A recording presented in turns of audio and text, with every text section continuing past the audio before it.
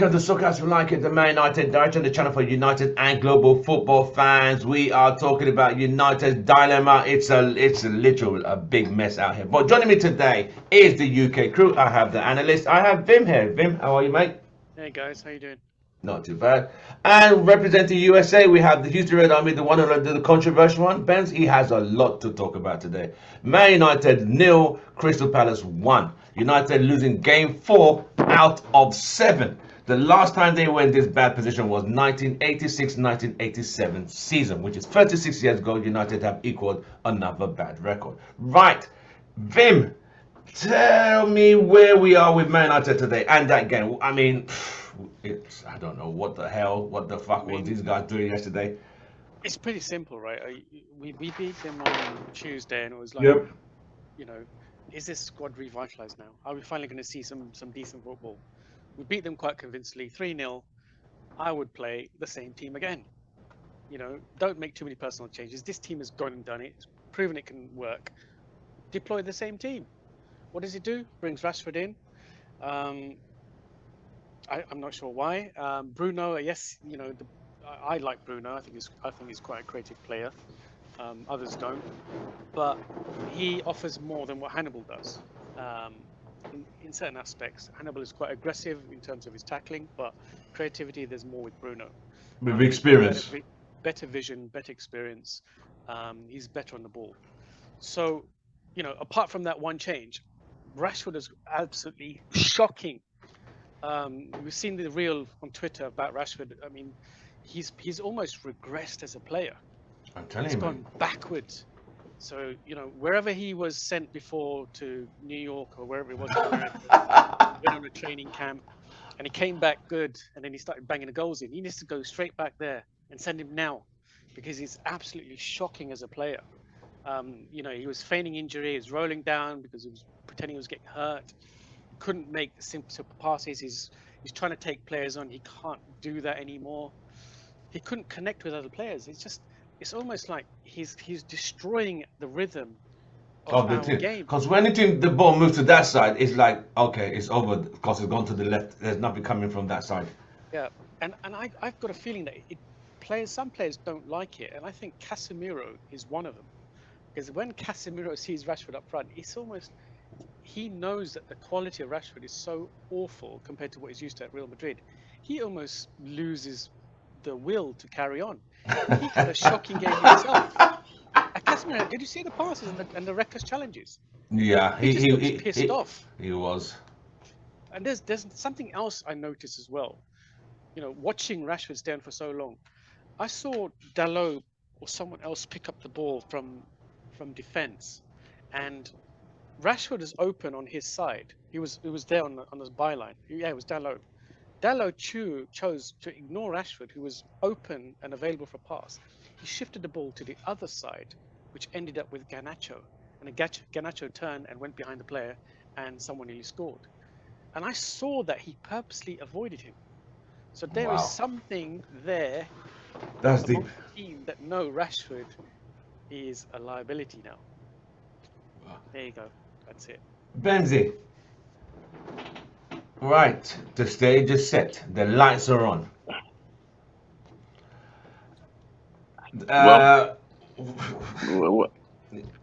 Hey, tell me what you watched the game. Tell me what it felt. You just talk to me. Go for it.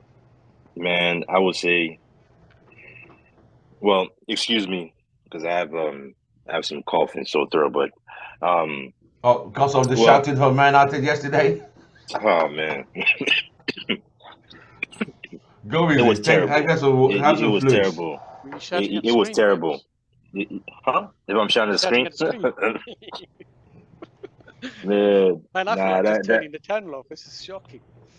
Man, it was bad, man. We had over 70% possession in that game. We couldn't do anything with the ball. We couldn't create any chances. I mean, it was bad. It was bad. Like, and this is the same Crystal Palace that we seem to have is in issues with breaking down season after season. I mean, I honestly feel like even if Ten Hag started a different 11, or let's say you played Hannibal and probably played the same team against that you played against them on Tuesday, I honestly think it would have probably been the same similar outcome. In my opinion, I do know Rashford was terrible. Rashford was losing the ball a lot. He wasn't passing. His decision making is terrible. I keep saying this. Yeah, you've been saying this for a while now. I've been saying it for a while. Like, and people keep making excuses. Oh, he scored 30 goals last season. He was our savior last season. I don't give a damn about last season. Last season is dead and gone. He's done, That's mate. over. I'm talking about this season. Last season does not give him the excuse to perform the way he's been performing lately, man. It's just simple one-on-one football. It's just pass the ball to the best. To like when you're crowded, you're going against two guys. Don't take them on. Just pass the ball. There are a lot of he always had options, and every time, well, not every time, most times he decided to take these players on, and 9 times out of 10 he's always losing it. And people fail to realize that when that happens, when Rashford loses the ball, that attacking situation dies. So every time when he loses it, you don't know what could have happened. If he passed it to, let's say Mason Mount was by his side. If he passed it to Mason Mount, and then Rashford himself made a run, Mason Mount could have given him back to him, or Mason Mount could have given someone else. At least we kept the possession. At least we kept the ball in their box. At least what it does, it gives us another opportunity, another chance to make something happen. But once you lose it, it's dead. It's over. Now we're running back to defend. Exactly. And what people fail to realize that every time that happens, you just never know what could have happened if he passed the ball. That's what I'm talking about. If he passed the ball, that's an opportunity for something else to happen. I mean, we could have lost it somewhere else too, but at least we kept the ball in play. That was bad. And then for some reason, these players, once we concede a goal, it's like we're terrible with fighting back. I'm not gonna blame the defense in that game. Honestly speaking, I blame the attack. Once we get into the attacking phase of the game, we just don't know what to do. The players just look totally confused. It's just side to side passing, and there's no one's making runs into the box. Or I really don't know what we do during training. Honestly speaking, I don't think Erik ten Hag could have done. I will blame Erik ten Hag for not making those subs early enough. I think Martial should have come on a lot earlier. But let's be real. We've been down this road. We keep saying, "Oh, he should have done this. He should have done that." But let's be honest. This has happened so many times. I honestly don't feel that the changes would have really made a big difference. They might have. They might not have. So we just don't know. But I'm at the point now where, like, yes, you can blame Ten Hag, you can blame the player, you can do this, but for me, it's past that. And I've been saying this. It's the owners. There's nothing you can sack Ten Hag, and this will happen again in a year and a half. So it's just terrible. It's sad to watch United. And United they've killed my drive to watch soccer this season, man. It's crazy. Wow. Well, thanks, bro. Richard, welcome to the show. Richard representing the UK. We call him the positive thinker, but he has a lot to say today. Richard, welcome to the show, mate. Nice to meet you all. How are you guys? You okay? It could have been if these guys had literally got the act together yesterday. Just when we thought a little thinking thought like, okay, they turn in the corner. Back to reset. So, what did you think of the game yesterday and on Rashford? Because we are literally going in today. We are going in. We've had enough of trying to say, okay, they are trying. What was the problem yesterday now? Yeah, that's a good question. I think that the midweek game when we played them was good. We controlled the game, and then Ten Hag went back to bringing in his favorites. People know how I feel about certain players. Vim, he's on the call. He said let's chat about today. But yeah, he brought in his favourites, Bruno and Rashford. And we all know with them, these guys, they're moments plays. Don't get me wrong, they've got moments of brilliance in them, but far too often they hamper our style of play. But it's not just on them. I'm not just going to single them out. Let's talk about the team as a collective. And I just think that the desire is just gone. I think there's too many weak-minded players in that dressing room. So whilst people are saying, yeah, Ten Hag out, Ten Hag, I'm not quite there yet. I'm getting. I'm not there yet either. Yeah, I'm getting frustrated at him, and I'm losing patience. But I think it's bigger than Ten Hag, a lot of the problems. But at the same time, you do have to question some of his decisions. Like Bems was saying, his late substitutions, his over reliance on Rashford and Bruno. And my biggest gripe is Ten Hag at Ajax played the best football. And, him and Guardiola played the best football in Europe, and he's totally abandoned that to play this transition football that he wasn't doing before. And the reason why he's playing transitional football is because the likes of Bruno and Rashford thrive in that type of setup. So I'm just really baffled as to why he's abandoned his philosophy completely. Right. So as it stands now, United are 7 games in, 4 defeats, 3 wins. They have not been this bad since 1987 season.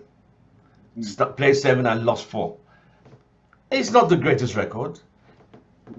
I don't think any normal United fan would have expected we're challenging for the title, but they want to see some progress, that still fighting early for the top 3, top 4, whatever position they're fighting for. But now with these 4 defeats, 2 at home, yesterday's one, I think a lot of fans felt this one a bit more due to the fact, okay, United have more possession, but it's just the quality when you give the ball to Rashford, the passing he was making, it was just not till Garnacho came in, United didn't look like they're planning to score at all, And there was something one guy mentioned recently, I was listening to. He said, as much as Dalot was putting balls in the box, United didn't have enough bodies to even go for those balls. There still were more Crystal Palace bodies in that penalty box area heading the balls out, because not a lot of United bodies were there to connect any of these crosses. So what is the problem? Is it United are not aware of what they're doing? I mean, for Haaland, Rasmus was doing what he can, but everything seemed to be going down the left and falling apart down the left till Garnacho came on. When Rashford went right, it was even worse. So, Richard, is there a problem with Rashford at this moment in time? 100%. There's been a problem with Rashford since the end of February. Let's be real. After that Carabao Cup final goal, he went on to score four goals up to date. Oh, really? Yes. Yeah, so since February, he scored 4 goals. Serious? Oh, wow, that's deep. Yeah. So, I sent a video to the group. When a player is playing for a contract, they turn it on a little bit.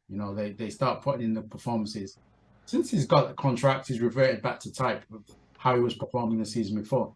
And the thing about Rashford is we all know that, he can do moments of brilliance, but his decision-making is constantly letting him down. His football IQ for a 25-year-old, he's going to be 26 this month, is absolutely abysmal. And he keeps on making the same mistakes, being selfish. And any striker worth his weight in gold that plays up front with Rashford is always going to suffer because Rashford's just too selfish. So yeah, I don't think it's a now thing. It's always been there with Rashford, but I just think that he went through a purple patch, and now he's just reverted back to type. His body language says it all. He's not working as hard off the ball. It doesn't seem as bothered. He's getting his nice little, how much, 350,000 a week. You can afford to crash a few supercars and buy another one. The following day. He doesn't care anymore. Do you think he's doing it on purpose, or do you think he's just regressed? Vic, we got it. Vic, speak up. Do I think he's doing this on purpose with the poor performances, or I don't know if it's regression because again, without the goals and without the stats last season, this is Rashford's game. People, are blinded by stats. When he doesn't score or assist, you notice it more, and he's not scoring or assisting, so you're noticing the flaws in his game. This is just 2 years. You know, I When don't you think said he hasn't scored since only 4 since the Carabao Cup, I didn't know it was that bad. Golly, that's a long time ago now, mate. That it's was 4 February. Yeah, that's why I say it's just a purple patch. Wow. It's What do you mean gone. purple patch? Purple patch. You know, you hit a rich vein of form after the World Cup. Yeah. Say from December, he was scoring in the World Cup, and then he came back, he was on fire. Got his 30 goals. You know, I'm not going to take that away from him, but you know, there was a period where he was scoring pretty much every week. And then since end of February, he's just You know what? What I think with him, I think he's a one-trick pony. I think Yeah, he that's what only he is. knows one thing He's a to do, one-trick which pony. is get the ball, try and beat a player, and then use power and pace and just go for goal. So do you And think anytime defenders he have scores, figured him he out? doesn't score. He doesn't score much with his head. He No. only scores when he has open sight of the goal and he's got a powerful shot. And when he has that, he scores. When he can't really do much else, I see him as a one-trick pony, and players know that. The opposition knows that, so they try to minimize his ability to have that kind of open view on goal, because he couldn't string a couple of passes together yesterday. It was abysmal, mate. It was literally embarrassing. I said quite a bit about I felt him, bad. Rashford. Yeah, I mean, it's almost like he was crying to be taken off. You know, he's feigning injuries. He's rubbing his leg. Being kicked. He's tripping himself up. It's like saying, "Take me off, take me off." And I don't know. I don't know if he does it on purpose. I think he's just become a shit footballer. And how the hell do you do that? You know, you play so good. When he burst onto the scene, he was brilliant, wasn't he? he was brilliant. Yeah. Yeah, he's Agreed. regressing as a player, or he's Yeah, peaked. He's too one-dimensional, man. I don't. It's one-dimensional. I don't consider Rashford. Rashford is a good player, right? But he's not skillful. What I mean skillful, players like Martial is skillful. Sancho is skillful. These are players that dribble, that could make that even. But I would say to Rashford's credit, he does know how to pass. He can make a cross though. Sometimes from time to time, there's some crosses that he makes that is pretty dead on. But then apart from that, like even his dribbles, to be honest with you, I feel a lot of his dribbles are pure luck. He's just quick with it. And it's just because he's so quick, it's hard for defenders to adjust and defend sometimes. But then you can see this season, a lot of defenders pretty much know what he's gonna do, so they're planning and prepare for it. So when you're and it's not that I hate Rashford. I like when it comes to playing as a winger, I like to see players that is in not just do one thing all the time. Change it up. Just change it up. Just change it with it when you find yourself in a different situation. But like Vin said, one-on-one. He might have he hasn't got any other trick. That's the only trick he has. Did you see his cross yesterday? Oh, God. Oh yeah, that was when bad. He went to the byline. The byline and just went all the way back. That was horrible. It's bad. And it is a play that people were comparing to Mbappe. Are you kidding me? Yeah. I think he's always running with his head down. But Vim, you exactly. When Rashford burst onto the scene, you know, he was brilliant. I absolutely loved Rashford. Yeah. The fact that he came from the academy, I liked that about him. And like you, I don't hate him as a person. You know, he's a decent bloke, but I just think that he's just not kicked on. He's still making the same mistakes that he was making at 18 and 19. At those ages, you would say, all right, you know, it's just a kid, so you'd have a bit more leeway for him. But when you give him the number 10 shirt, you're making your talisman of the team, and he's like the face of the club. You expect a little bit more, and when you know he's on those wages, you expect a little bit more, and he's just doing the same thing. It's, you know, there'll be clear openings where he can make a good through ball, or he can make the right pass, an overlapping fullback. What he'll do is he'll try and take on 5 or 6 players. I don't understand why there he's was trying a to take video on that too Tim many players. posted. There's a Tim that does that video that you posted that it was him and Cavani on the Cavani. attack. Oh my God. He had Cavani to his left, Pogba to his right. What the hell was he thinking? You could see Cavani like. The thing is, he took 3 defenders with him. Exactly. You take 3 defenders with you, that means you've created space elsewhere. Cavani was just sitting there on his own. Yeah. All he had to do was just stop, check the ball, turn away, pass it across.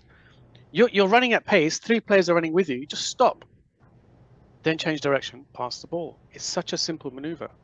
He decided to, mate.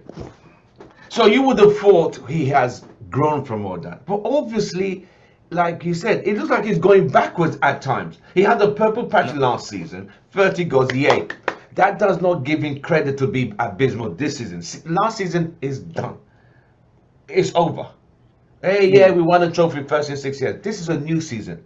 We need to see what you're going to do. Like the great player like Ronaldo, what's his name? Zidane. They say, when you win a trophy, one season, that's done. We're trying to win it again this season. So what you did last season is nice. It's in the memory, it's in the archive, it's in storage, it's in the history books. But what you're going to do this season is what now matters. But if you're not delivering this season, then there's a problem. You can't be judging your past, but your present. I'm starting to really wonder as well, though. What is Benny McCarthy doing with him nowadays? Because Benny McCarthy joined. We saw an improvement in Rashord. He went away to New York or where it was, academy, came back a good player. What is going on this season with Benny McCarthy and Rashford? Is it not working? Is there some friction there? Has Benny McCarthy given up on him? You know, we've got a decent striker coach in Benny McCarthy. What the hell is happening now? I just think defenders have figured him out, man. They figured it out. That's it. Rashford is a one-trick pony. What Benny McCarthy just did last season was just fine-tuned what Rashford did well, and just made him excel on that. And like that's why he had a good season last year. But then so they figured it out. Okay, this is what he's doing. We'll start next season. If he does it again, we'll stop you. You can't keep doing the same thing. I mean, to be honest with you, I don't blame Benny McCarthy. I blame Rashford. I blame Rashford for letting this thing get to his head. That he's really Rashford is a top player. I mean, he's the guy gets you on the edge of your seat. I totally agree that the thing that if that guy doesn't have pace, he's dead. He's dead. Yeah, he's dead. He can't. If his pace is what's been saving him. Let's be honest. Because he's just quick. He's just quick. He can't do nothing else. Yes, he's got pace, exactly. But the thing is, every great striker knows, and he's not going to be one, unfortunately, that if something's not working for you, you adjust your style of play. If you're drawing in players or you're running into traffic, then you adjust what you're doing. And if you can't see it, then your coaches should tell you. And none of that is happening. I think Rashford is just full of himself, man. So is it? Go on, Richard. Go on. I think that the 30 goals last season was good, but I think he said in one of his interviews in the summer that he wants to beat it or something like that. So maybe that's he wants to achieve Rooney's record. Good luck on that, mate. Yeah, he wants to improve on last season's tally. So that's driving his decision to always squat. Exactly. Exactly. Like you said, it's probably got to his head. I just think makes sense. Coaches need to really sit down with him. Yeah. And say, look, you got to stop all this. But even the simple pass yesterday, he couldn't even do that. That's the frustrating part. Like, all right, you're not dribbling. Right now, all right, pass the ball. Even that wasn't even working. Like, can't you see the way you're trying to pick already 2 guys? You think they're just gonna let the ball go between them? Come on, bro. This is not pre-season talk. This is real 3 points we're fighting for here. And it's like the only time United looked like they were going to score was when Garnacho came on, and you could see that you just felt that United were getting closer. I mean, that ball ball rolled the line. Till then, Rashford was ineffective. I don't know where Bruno was. Casemiro was playing too. I don't know if it's because Casemiro started scoring goals. He had some good chances with headers, but I thought he played too far up, leaving Varane to keep bringing the ball out when he should have been bringing the ball out. And don't let me get started on Amrabat. Let's get on to Amrabat. I thought on the left yesterday, my opinion, I thought he was a mess. An absolute mess. I know he struggled in the Carabao Cup. It was a different, the guy down the right, I don't know the guy who played right wing for Crystal Palace. He was making sure Amrabat kept fouling him. I would say this too. I don't think Amrabat is caught up to the speed of the game yet, man. Just remember, this is his first. This was his first Premier League game that he started in, right? He played almost the whole game. Yeah. So, I mean, Amrabat played better against Crystal Palace on Tuesday, but again, that was a weaker team. There's a harder team. He played in a position where that was not his position, even though he can play there. But this is the Premier League. You know what I'm saying? That's a mistake that. But again, I can't blame Ten Hag because he doesn't have any other option to play the left No, back the position. options are very thin, man. So he has to play someone that he knows that can play there, which is Amrabat. So, but the thing is, Amrabat is not good enough to play left back in the Premier In League. the Premier League. Right? He's not good enough to do it. It was clear. Now, in the midfield, he can do his job, but I think he was I think he did. I think he did okay. He made some mistakes, but I think he did okay. You remember? Did you realize it was that free kick he conceded that led to the goal? Exactly. Yeah. Yeah. He's gonna learn that certain there's certain places where you don't want to make fouls that you don't want to get any fouls, and those kind of positions. I remember Fred used to do stuff like that too. It's just lose his head, and I think the reason why Amrabat was fouling I wasn't IU. IU. Yeah, I think the reason why he was fouling IU a lot is because again he's not up to the speed of the game. He just doesn't have the experience. Yeah, he seemed a bit short in pace. Yeah, I think that's his style of play though. He plays a little bit rough. I've noticed. Yeah, Well, do you think does. yesterday did he look mad basically- fit yesterday? No, it's not I about think the he fitness. struggled. I think that's what he does. He plays a little bit more aggressive. a bit of a rougher style of play because he tries to put you off by constantly nabbing at your knees and giving you little kicks here and there and nudges. I saw it in the first Crystal Palace game where he's getting very physical players, and I think that's his style of play. Right. I think he's because it's slow. I think that's just how he plays, and we're going to see a lot more of that. Right. We used to say when the likes of Roy Keane and others would give you a little nudge to let you know they're there. It puts Right. you off your rhythm, Right. stops you playing. and Well, it that guy was frustrates not. the other That guy player. kept enjoying playing against Amrabat because he knew Amrabat was going to bring it down and get more I free kicks for I Palace. saw Ayew quite frustrated, to be honest, for most of the game. Right. I saw, he was getting really annoyed. He kept going to the referee complaining about Amrabat. So it was working for a while.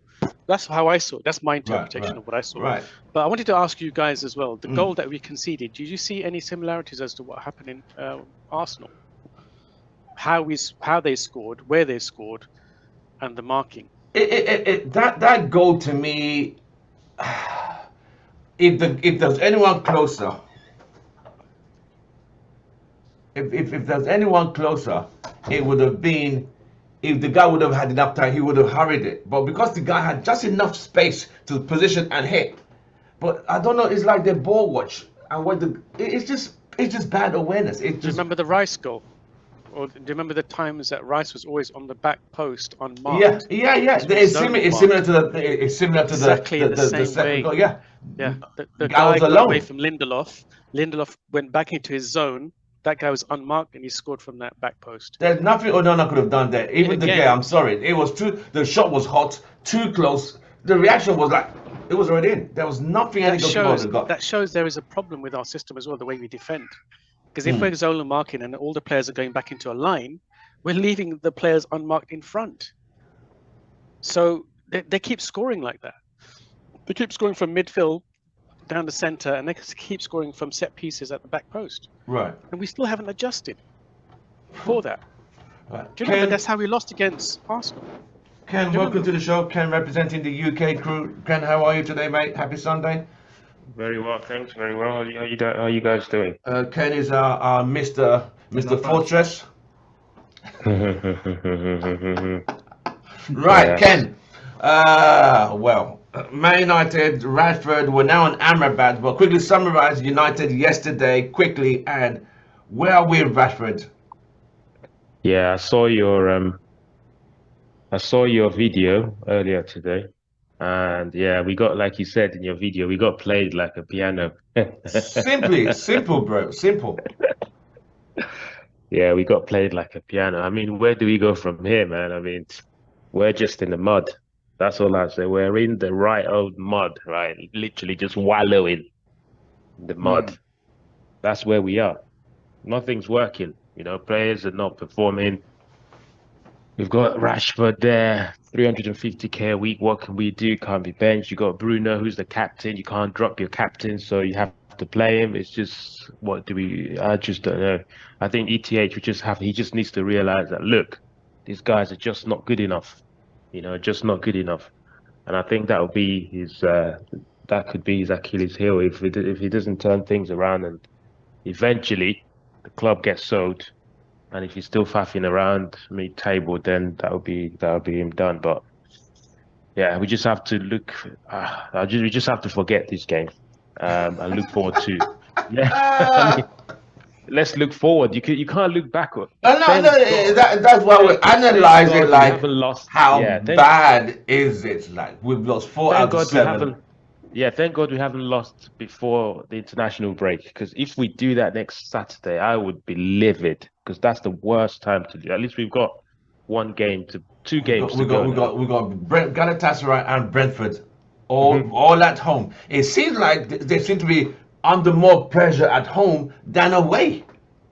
You see what I mean? Yeah. You see, they seem to play better away than when they play Old Trafford. Is it that they can't handle the crowd, especially when they go a goal down, heads drop? Is like, all right, let's just. It's like it seems like there seems to be a mentality problem as well, seeping into some players. Let me bring go on.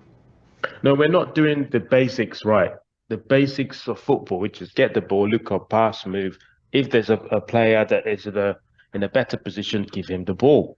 We have players that want to take on 4 or 5 players before passing, or shoot from 40 yards, or do a Hollywood cross-field pass. We're not doing the basics. We just need to do the basics. Go back to doing the basics, and ETH needs to get someone. If all our left backs are injured, we need to get someone from the academy. And just play a left back because that's where we lost the game. If you ask me, I think like you always say, Tim, we do not cross the ball enough. We've got a striker that's solid, can hold up play, is fast, can lay off the ball, can run into channels. He's got everything right now, but he only had one clear-cut chance throughout the game. Dalot was the only guy trying to get crosses in. That is my point. It's sad when you have. You know what? Yeah, man. That's why Liverpool. I was saying to Richard last night, Liverpool are the best team. They played the low block really, really well. Why? Because they got fullbacks that can whip in.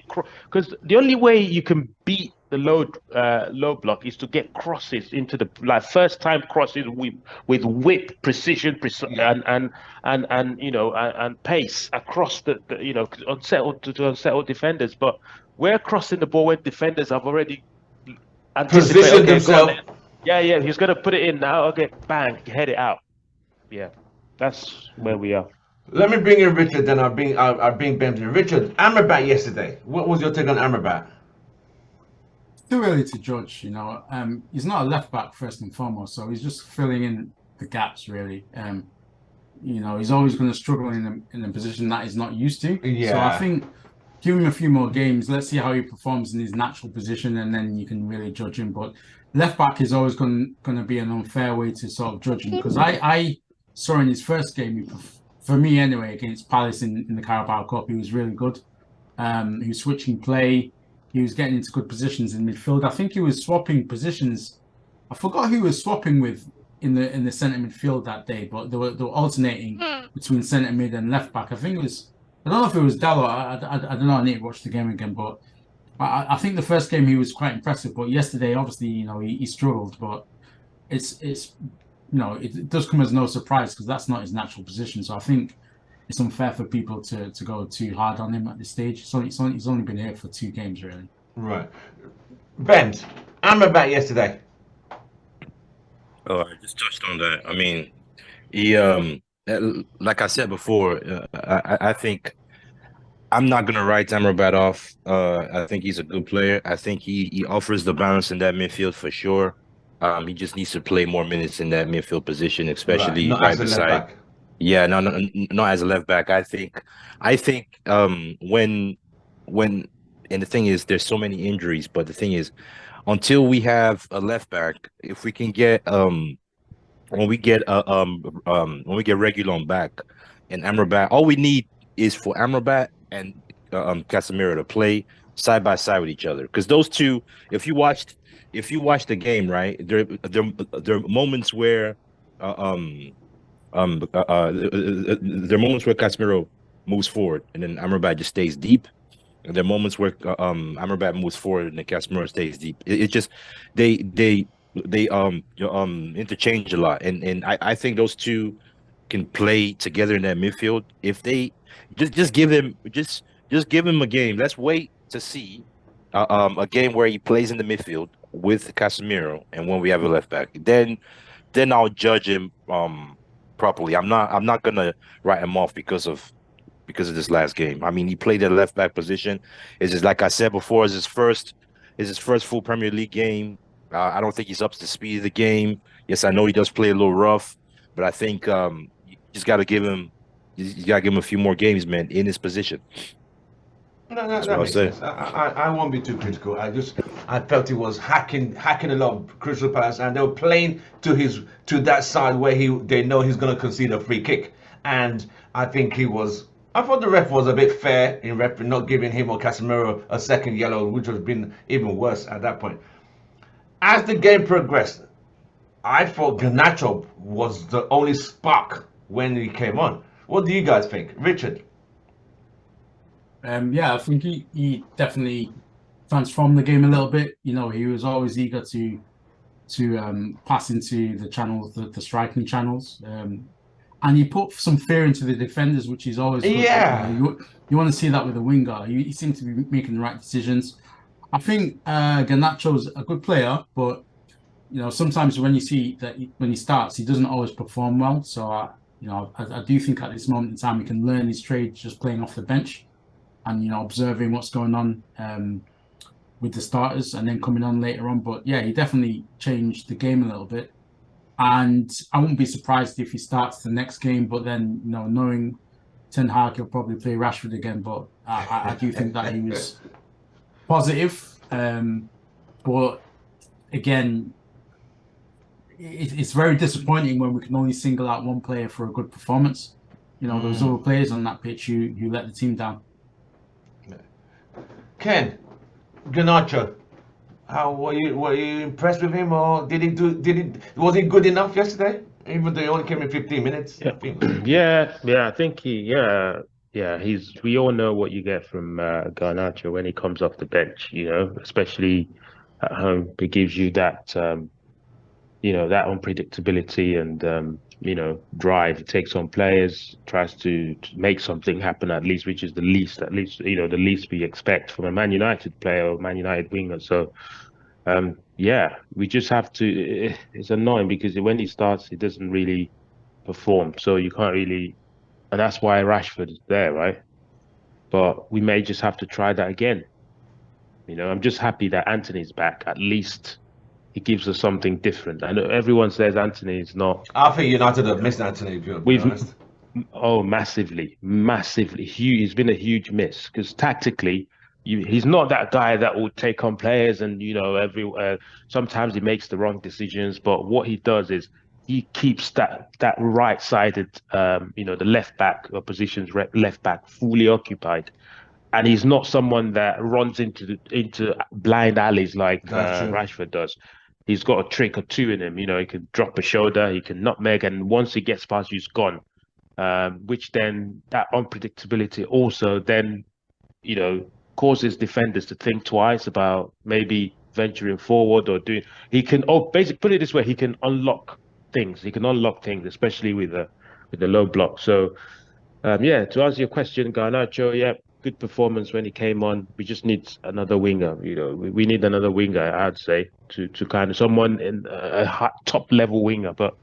We need to sell the club to get that winger. When I said top level winger, I'm looking at Doku at City, someone like that. That's exactly That what Doku's going to quality. do. He will take you on and he's gone. You don't that unpredictability. Whether he's going you don't know whether he's going to go right or left and he's got a good cross as well. So Vin, yeah. Garnacho, your opinion yesterday?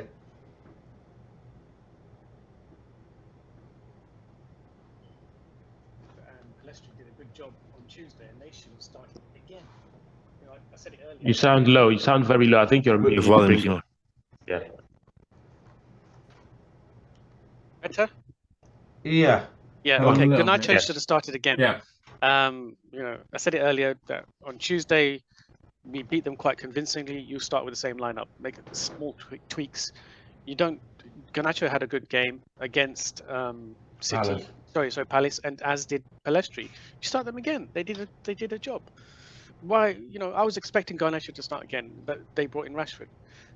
For me, he offers a different dimension to the game. He's very attack-minded, defense-minded, not so good. But then he offers a whole lot more in every single department than Rashford does. And if we haven't got any other options on the bench to play him, then you play Garnacho and you develop him as a player. If he's got to put in an extra shift to come back and help the left back, then teach him to do that. He's a young kid. Real Madrid want to buy Garnacho. They're making inquiries about him. Real Madrid don't come after crappy players. This guy's got a lot, and I think we need to develop him. He's basically like, when Rashford broke onto the scene those many years ago. He is that new version of him. Right. And so we've got to develop Garnacho. We've got to turn him into a better player than Rashford has ever been, to be honest, and move Rashford on. I don't, but by moving Rashford, I don't know if United have the emotional capacity to do that. They're too emotionally attached to They just academy need to do players. it, man. They need to do it because he's destroying our game. Right. Wasn't PSG after Rashford this summer? And They were, yeah, rejected him. but we don't know if it's genuine. If it was a genuine interest. Could be part of Benz. that contract offer thing, is right? Is it? Yeah, I've read they somewhere that his value at one stage was 150 million. Oh God. You would please. sell him at that price. No. And it's Yeah, but interesting. this is why we need to get rid of the Glazers, right? Because like when you're seeing I think when you see an English player that plays for England, is fast, and he's homegrown, he comes from the academy. Default would be, yeah, let's just play him. So, but we just need to set cash in. If you have someone like the Qataris, they could go, yeah, let's get rid of him because we Yeah. can afford to replace him. That's When you true. start doing some data analytics on Rashford, I think there will be a case to get rid of him. And it's Wow. interesting because we started talking about Rashford regressing as a player. Goal.com have just published an article saying, is Marcus Rashford regressing? And that was 22 minutes ago. Wow. Benz, quickly, Benz, tell me about Garnacho yesterday. Were you happy with his performance? I mean, yeah, he came on and did okay. I mean, I think looking at the way Rashford performed, I think Garnacho should have played ahead of him. But yet again, I want you, but Garnacho himself is not the answer. To be honest with you, because he's still young. He still make mistakes. He still does make mistakes, but at least he's eager to win the ball back when he loses it. Which I've seen this season lately. Um, I mean, who knows? Who knows? If you ask me, I would I think that game was calling for a Martial earlier on. Because I mean, Crystal Palace would just, I mean, they were just sitting, man, defending, and you 100%. need players that could make all those intricate passes in in the small tight spaces, and Martial is one of those. So I personally feel that Martial should have played longer, should have come on maybe at the 60th minute at the very latest. Keeping what's his name on the Rasmus. field, keeping Rasmus on the field, but just bring on Martial, take off Rashford. So I mean, bring on Martial, take off Rashford, keep Palestri in there for a little bit longer, and then you can bring on Garnacho for Palestri. Yeah, but Garnacho played okay. He did okay, but again, we just keep talking about the same thing. I don't necessarily, even if those changes might have made a difference a little bit in the game, but it still doesn't really solve the issues attacking wise, because we've been having the same issues for years now. We don't create enough chances. When we get in that final third, we don't know what to do. The players are just completely confused. It makes me question isn't what they're doing in training. Is it they're not doing anything in training? Is it the coaching? Is it the players just don't want to execute what they're told to do? Is it the players don't have the mindset, the mentality to do it? I don't know. Right. Someone said I should ask you the question this Sunday. Is Ten Hag's job safe? Let me start with Richard.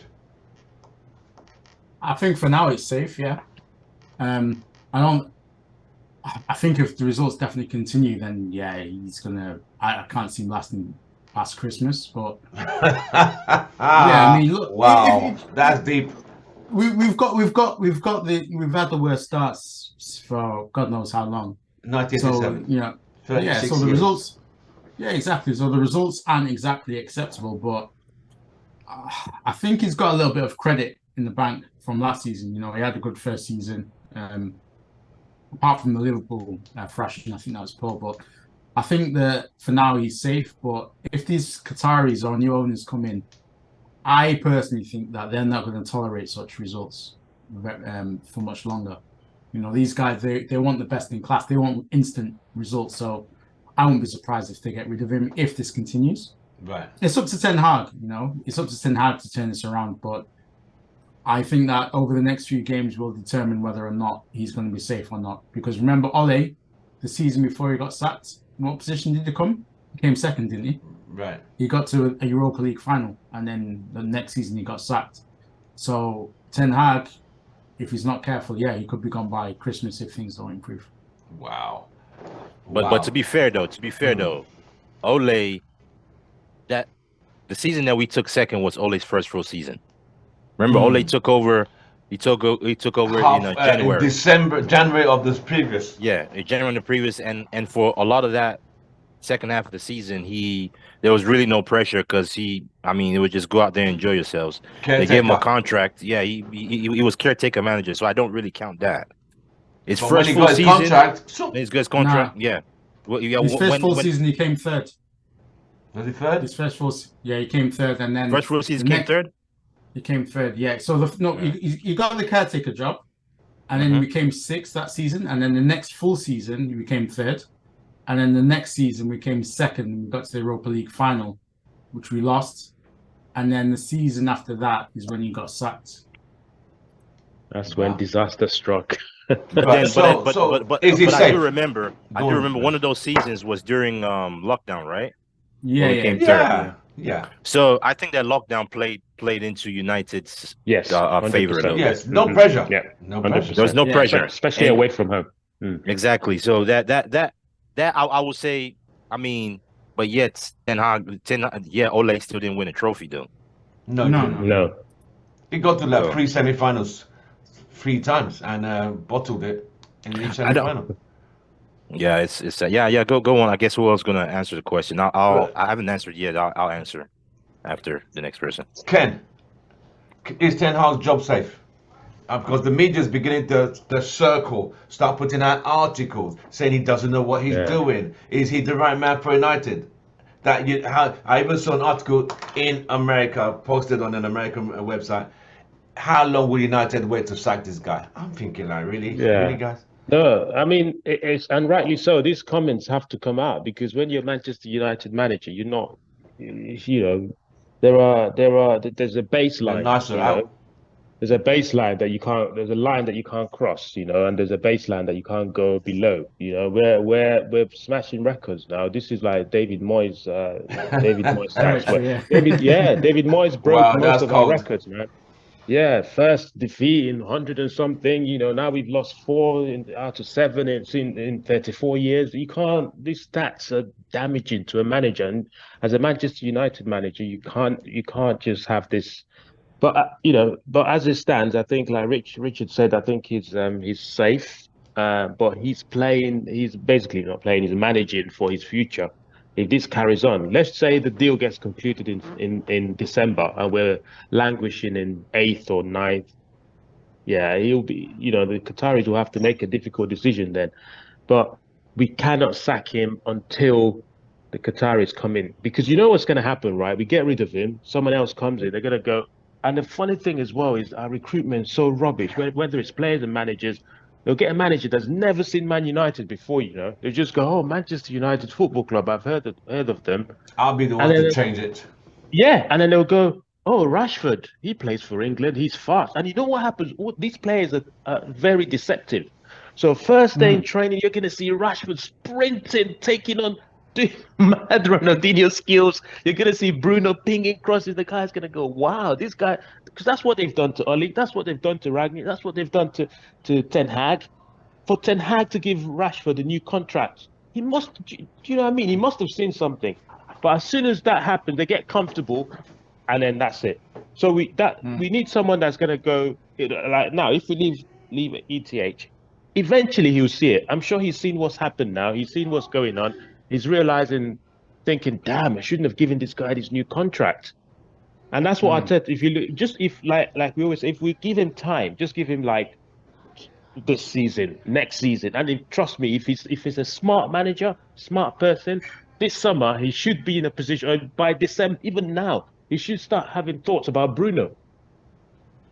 Because you know that ETH plays a certain brand of football, right? Bruno doesn't fit that style of football. Rashford doesn't fit that style of football. Goldbridge was watching last night, and he was like, would Rashford get into the Arsenal team? Probably not. Would he get into City's team? Probably not. Would he get into Liverpool? No. Wow. Certainly not Man City. Neither would Bruno. So these players, we need a manager to look at them for 2 years. But wasn't Bruno the same guy that compared to De Bruyne? Get to Spurs team or Brighton's team. One day comparing him to De Bruyne at one time. The thing about Bruno's stats, and that's why if we sack ETH, right? If we sack ETH, that's what the new manager will be looking at. Stats like that, you know. But you know, there's something on ESPN. ESPN are jokers for a start. They are jokers. They did say something yesterday that made me think. They said they'll swap Bruno's 15 goals and assists for 5 goals from Paul Scholes because they'll help the team better. And if you look at Bruno, when he was at Sporting Lisbon, his stats were insane. He scored 28 goals, got 15 assists, but they didn't win anything major. Didn't win anything. The moment that he left, the next season they won the league. So wow. I saw that. Yeah, they replaced him, and the guy that they replaced him with, they didn't get as high stats, but he helped the team gel a lot better. So I just think that I think a lot of fans have tinted rose glasses with this guy Bruno because of his stats. I don't think he's that good. I really don't think he's that good of a footballer. Did you like Bruno the first season when he came to the club? Yeah, I did. You know, again because I was. Is that the same Bruno we still have now? No, it's not. Would you keep that Bruno, Richard? No. You wouldn't? No, the reason why I like I'm going to answer your question. Whole season. Yeah, go on. No. The reason why I liked Bruno because I've never seen a midfielder score that many goals for United. How many goals did he get? 28 or something? I don't know. He scored a lot of goals. Yeah. I was willing to overlook his giving away the ball and stuff, but the next season he just kept on continuing, and I just got fed up of it. Continuing but from what? the fit, Continuing what? You said he kept continuing. Just the wastefulness. Yeah, he's very wasteful. He's very wasteful. He is wasteful, but if you don't try, you don't get. You've got to sometimes try that incisive cutting pass. It doesn't always work. He tries it when it's not on. He tries it when the pass is not even on. Yeah, I do agree with that. Things simple. He does that. I think he doesn't find his range of passes straight away, and he doesn't get that right measure. He overhits it, underhits it. He doesn't get the pace. But I think that as a creative player, a midfielder, especially a deep-lying midfielder who tries to create stuff for the strikers, you've got to start doing that from the moment you come onto the pitch, and you won't always get it right straight away. But he does slowly sometimes get into the game, and then he finds his range of passes. I don't even think he loses the ball, and then the counter attack happens against us. Yeah, he puts us under pressure. I agree. Losing the ball is always a big mistake. You cannot do that when you're trying to play possession. But wasn't that the same thing Pogba used to do? No, Bruno who loses the ball and in a very vital area, and they counter attack us. That can be very costly. I agree. But I'm just trying to explain what a creative player tries to do, is that they have to find their range of passing when they're in a competitive match, and they try from the whistle blows. As soon as the whistle blows, they try that type of passing, and that's why ETH keeps picking him, because he's the most creative outlet in the team. And I know he makes a lot of mistakes, and I don't like it when he gives away the ball, and I don't like it when he has these emotional tantrums. But once he finds that range of passes, and once he sees, he has better vision than any other player. You've seen those cutting passes that he's made that no one else sees. He makes that pass, cuts through defense, cuts through midfield, goes over, perfect range, and the striker runs onto it. You've seen it time and time again that he does that. But Vim, Pull that I've side. got a What about question. big games? Yeah, go on, I've yeah. got a question Go on. for Vim. Vim, do you think you're looking at the best of a bad bunch there? Are we looking at are you glass half empty or Look, glass I half would full? take. Because I think Bruno, Great Kevin De question. Bruyne is a better passer Yeah. Oh yes. Oh, um, without a doubt. than Bruno. Bruno is our most creative outlet at the so moment. you It say seems. you take Odegaard over Bruno? Is No, that no, what you're no. I saying? think Kevin De Bruyne is a better player than Bruno. Yeah, Kevin well, De Bruyne, KDB. I'm talking about this. We're not even at We that do level have a yet. bad bunch. I agree. We have Yeah. a bad So bunch. is he the best of a bad bunch? Which is like okay. In the country of it, in the country of the blind, is that the only man? Okay. Is that the one-eyed man? So we have a bad bunch. Yeah, you saw the way Casemiro played yesterday. He had a terrible game, a much worse game than probably it was on par with Rashford. He had an absolutely awful game. I don't know if you saw how many times he was giving the ball away. Yeah. His reckless and late challenges. He had unraveled in that game. I don't know if you guys saw that, but that's what I saw. Yeah, Casemiro. I know why Terrible though. game. I know So why. everyone Yeah. has bad games. Casemiro has many bad games, but he also has amazing games. I think it happens with Bruno as well. The problem with Bruno, what pisses everyone off about Bruno is that his constant bickering and moaning and emotional outbursts. He has a go at his players. He has a go at his teammates. I don't like that part of him. But Roy Keane did that. But- Roy Keane did that in his day. But I mean, Roy Keane was doing it basically to maintain discipline in the team. I think with Bruno, it's an emotional reaction. But Vim, Yeah. isn't it ironic that as soon as Bruno steps out of the team, Casemiro has his best game of the season? No, Mhm. that I don't see. But- it that way. And I'll tell you why. I Let me think- explain. hold on, one at a time. Let me explain. The reason why you're seeing incidents like that is because when Casemiro was at Real Madrid, who did he have?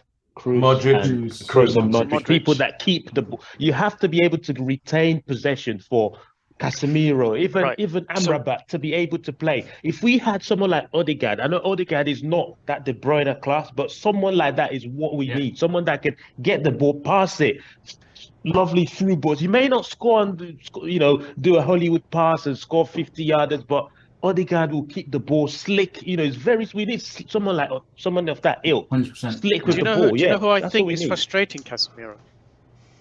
And Who? he's destroying his game. It's Rashford. And I think Well, that Casemiro well. has a problem with Rashford. I see it on their body language. I see the way he reacts. Your picture says a lot. It makes me wonder why you put The way he's looking at him with his side eye. That's why I put Casemiro it likes on. playing with Rashford. Bruno You and can Casemiro's even Casemiro have a from good that relationship. picture, you can see he's looking at him like you, England number one. He's a shit player, yeah.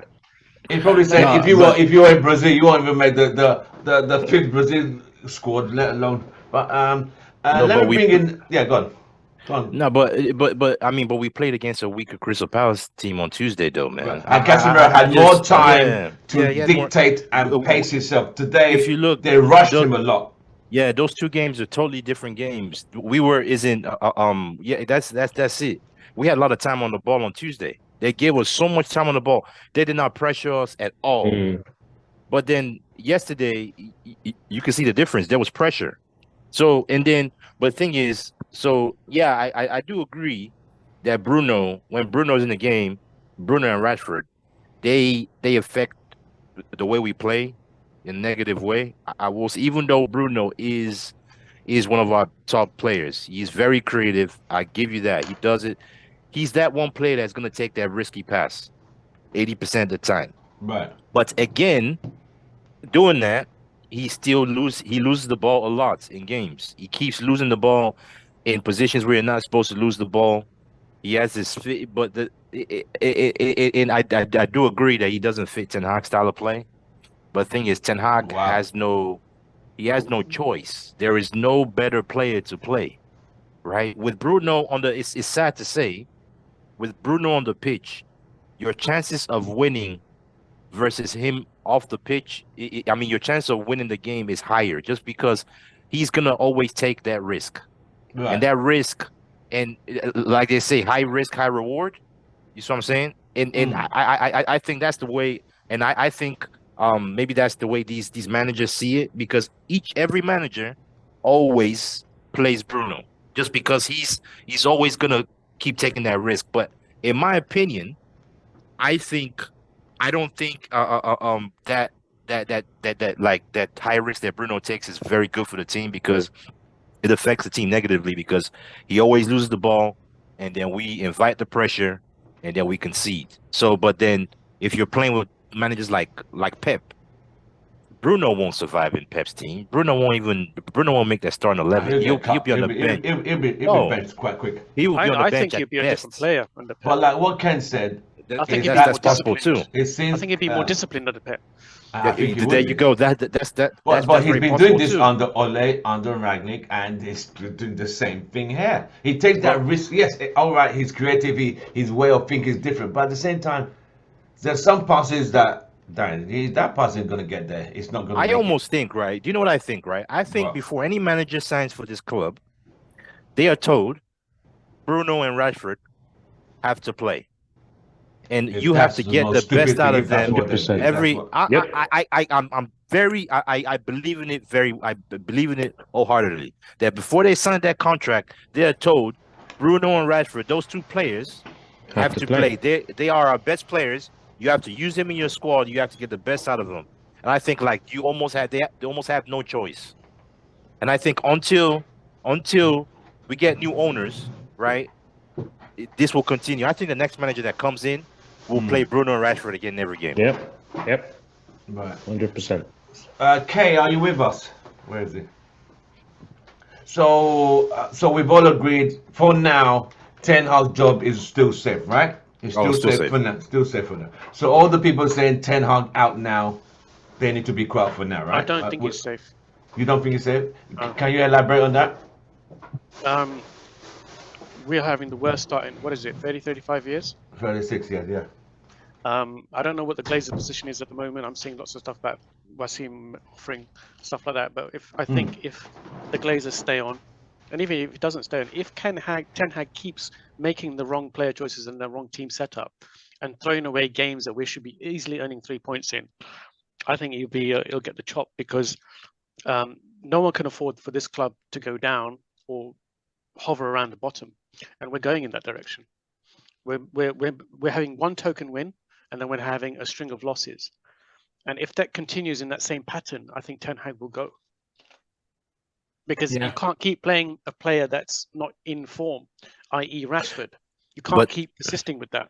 But Vim, it goes back to the point where they're told, like, I mean, Bradford is making 300K a week. You can't have a 300K a week player that's on the bench. I mean, I'm pretty sure. Sancho. True, Exactly, true, Sancho. right? Sancho's But been the only completely reason outed why now.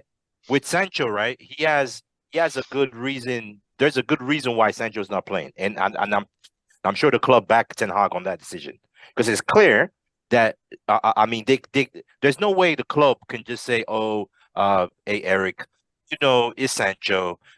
These guys, they're I mean, this is just the way they are. So Just Rashford take has it, a man. protected They can't do status. that. Yeah, Rashford has a protected status at the club. Oh yeah. If he's destroying our style of play and any chance of us winning games, and you can't rely on moments of magic, because that's not enough. Yeah. If he's destroying our team and players are know that he's destroying the team, players choose not to pass to him, i.e. Dalot totally bypassing him and shifting it to the left-hand side and going through Garnacho. If that keeps happening, you have to drop the guy. Doesn't matter how much he earns. He's destroying our team. I agree, but players are not bypassing him. They keep passing him the ball. They are bypassing him. They happened. Not necessarily. Watch the extended highlights.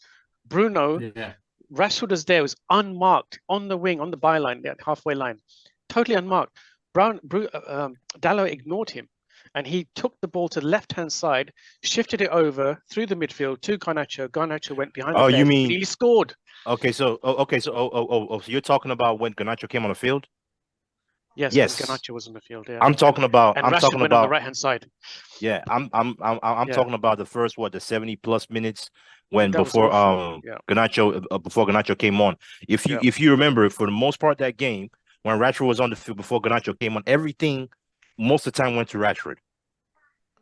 And it's clear. I mean, when Garnacho came on, yeah, they're gonna like, oh, Rashford, you've been messing up the whole game. I mean, of course, they're gonna go give it to Garnacho. But I think if once Rashford's on the pitch, and he's on that left side, he's always gonna go through him. Well, if the play keeps breaking down with him, which it does, exactly. I as a midfielder, I would look for alternatives. Exactly. I'll shoot it down the middle.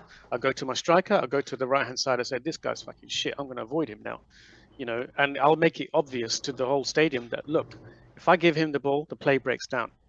The play did break a lot down the left yesterday. Yeah, when he was the on. Everyone's going to start noticing. The play's been breaking down on Rashford's side even since last season. Last season, he was just on a good scoring form. But they still kept going to him. Right. Even the start of the season, they still kept going to him, though, regardless. They know this. The players do know this, that it breaks down on his side. Yeah, so if the manager persists with him, which is a big mistake, then you have to use other means to make it obvious that this guy is destroying this team at this moment in time because his form is shite. I do agree. I'm suggesting that they would probably try that alternative. Will he be dropped? Let me bring in K. I think he will be dropped at some point. Yeah. K. At some point he will. I think so. Yeah. Yeah, let's get K in. K. Hello, K. Representing UK, the smiley one. How are you? I don't know if you were smiling after the game yesterday, but I wasn't. But is what is. K, you're on mute. You're on mute, K. You're on mute, K.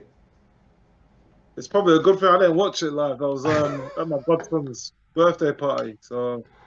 But yeah, I'm not shocked. Like, there's nothing that I've seen in this team to show me that we're going to win games. That's why I said we'll win the cup game. I knew we'd lose against Palace. We don't create. We don't score. Like, there's nothing in the players he's got. It's a mismatch. It just feels like the main thing. Now that I'm seeing it, I'm thinking, did he sign Main? Did he really want Mason Main? It's like I thought he had an all right game yesterday. All right. No, I didn't watch it. I'm just saying, like, like when Oli got Sancho, and he didn't know how to use him. Like, you're buying players and they don't fit the style of play and system. Like, if you're gonna bring in Main, Bruno's gonna start. He's the captain now. Like, you've got to change the shape or change the system. So I don't know. It just it's just worrying. Like I said before, I think he's gonna get sacked this season. Like, it just doesn't. Oh, damn. Right. So is it? So you're saying his job is not safe? Nah, it's not. We've lost how many games already? 4 out of 7, 5 in total, including Champions League. For a club like Man United, if he loses another 1 or 2 in the next month, his job's on the line. So we got Galatasaray and Brentford, Old Trafford. It seems the pressure's more at home now than away. I think pressure's every game. Like I said last week, we're a cup team. I only ever see us looking good in a cup. Like, we've got no consistency. So let me ask you this: would you take FA Cup, Carabao Cup, and finishing out the top 10, out of the top 4? 2 trophies. I think we're gonna finish at the top 4 anyway. But with 2 trophies and a good run in the Champions League. If we start playing good football, then yeah. But if we're just scraping games and just nicking wins, that's not good enough. Like, I'm still yet to see us playing good football. Yeah, it's not good enough. Yeah. You know, the thing is, like Man United can't be playing Moments FC. But the thing, okay, but we've seen the same type of football for years. Why? Yep. But we do know that Ten Hag can play a good style of football. He did that. Why can't we do it with this team though? It's the quality of players in there who can't carry out those simple instructions. The quality. It's the club as well. There's too much interference. Like, someone said it before. It was at Ajax. Like, Ajax, you've not got high-profile players. The light's not on you like it is at Man United. Man United is a beast when it comes to things. Like, now in hindsight, he probably wishes he didn't say anything about the Sancho incident, because it's brought on too much noise to the club. So it's just, can he manage big players? It doesn't seem like he can manage big players. Wow. You know what? I've said that all along, that I agree with you on that. Yeah, Richard, you did.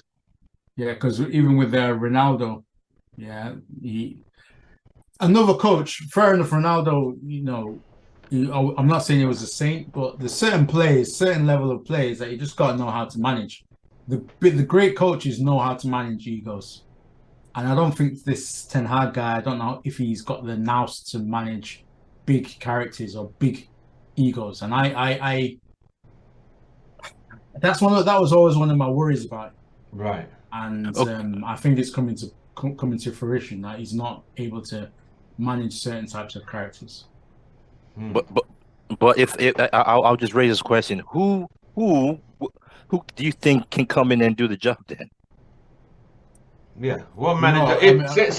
know, Metaphorically, we I don't Okay. want to. They fire Eric Ten Hag. Who should come in? Zidane. Okay, No, all right, Zidane not even gonna take that Because job. Beckham wants to take Zidane to Inter Miami. Zidane won't Zidane take the refused the job. job already. Huh? Zidane Zidane won't. turned it down already. He doesn't want to come to England. He doesn't want to learn the language. Do you know who I think will be good, even though he failed recently at Germany, would be Hansi Flick. Ooh, Hansi Flick. Did he not fail at Bayern Munich as well? Oh, he didn't. No, he never failed. No, He won the treble. He won the treble, yeah. Wasn't he just sacked from the German the German national team? He was Ooh. absolutely woeful with the Yeah, national team. He was no. dreadful. But when he came in at Bayern Munich was struggling. I Yeah, forgot who they Klopp sacked left. before him. Yeah. And then he just turned them around. He turned them into a machine. I don't He's the think- type of. I don't think he'll be successful at United, not with these owners, Richard. I don't think so, man. No. with these Bems, Yeah. the common denominator, we all agree that the owners are a shambles. They need to go. And whatever manager that comes in, they're going to struggle. But I think that, anyway, these results are actually going to drive the owners out. Because the more that we continue to linger near the bottom of the table, the share price is going to go down. They're going to want to sell quickly. Right. The reason why they're hanging around like a bad smell is because last season the results were good. You know, share price is healthy. They want to see, okay, let's say how much more we can get out of the club. But if the results continue to be bad, they're going to be out sooner rather than later. So I think, in some ways, it's good that we're losing. I don't like to say this, but if this is the thing that can drive the owners out, then so be it. I'll take that too. So with Galatasaray and Brentford round the corner, Tuesday and Saturday, Vim, is there positivity? Are there 3 points on those 2 games quickly?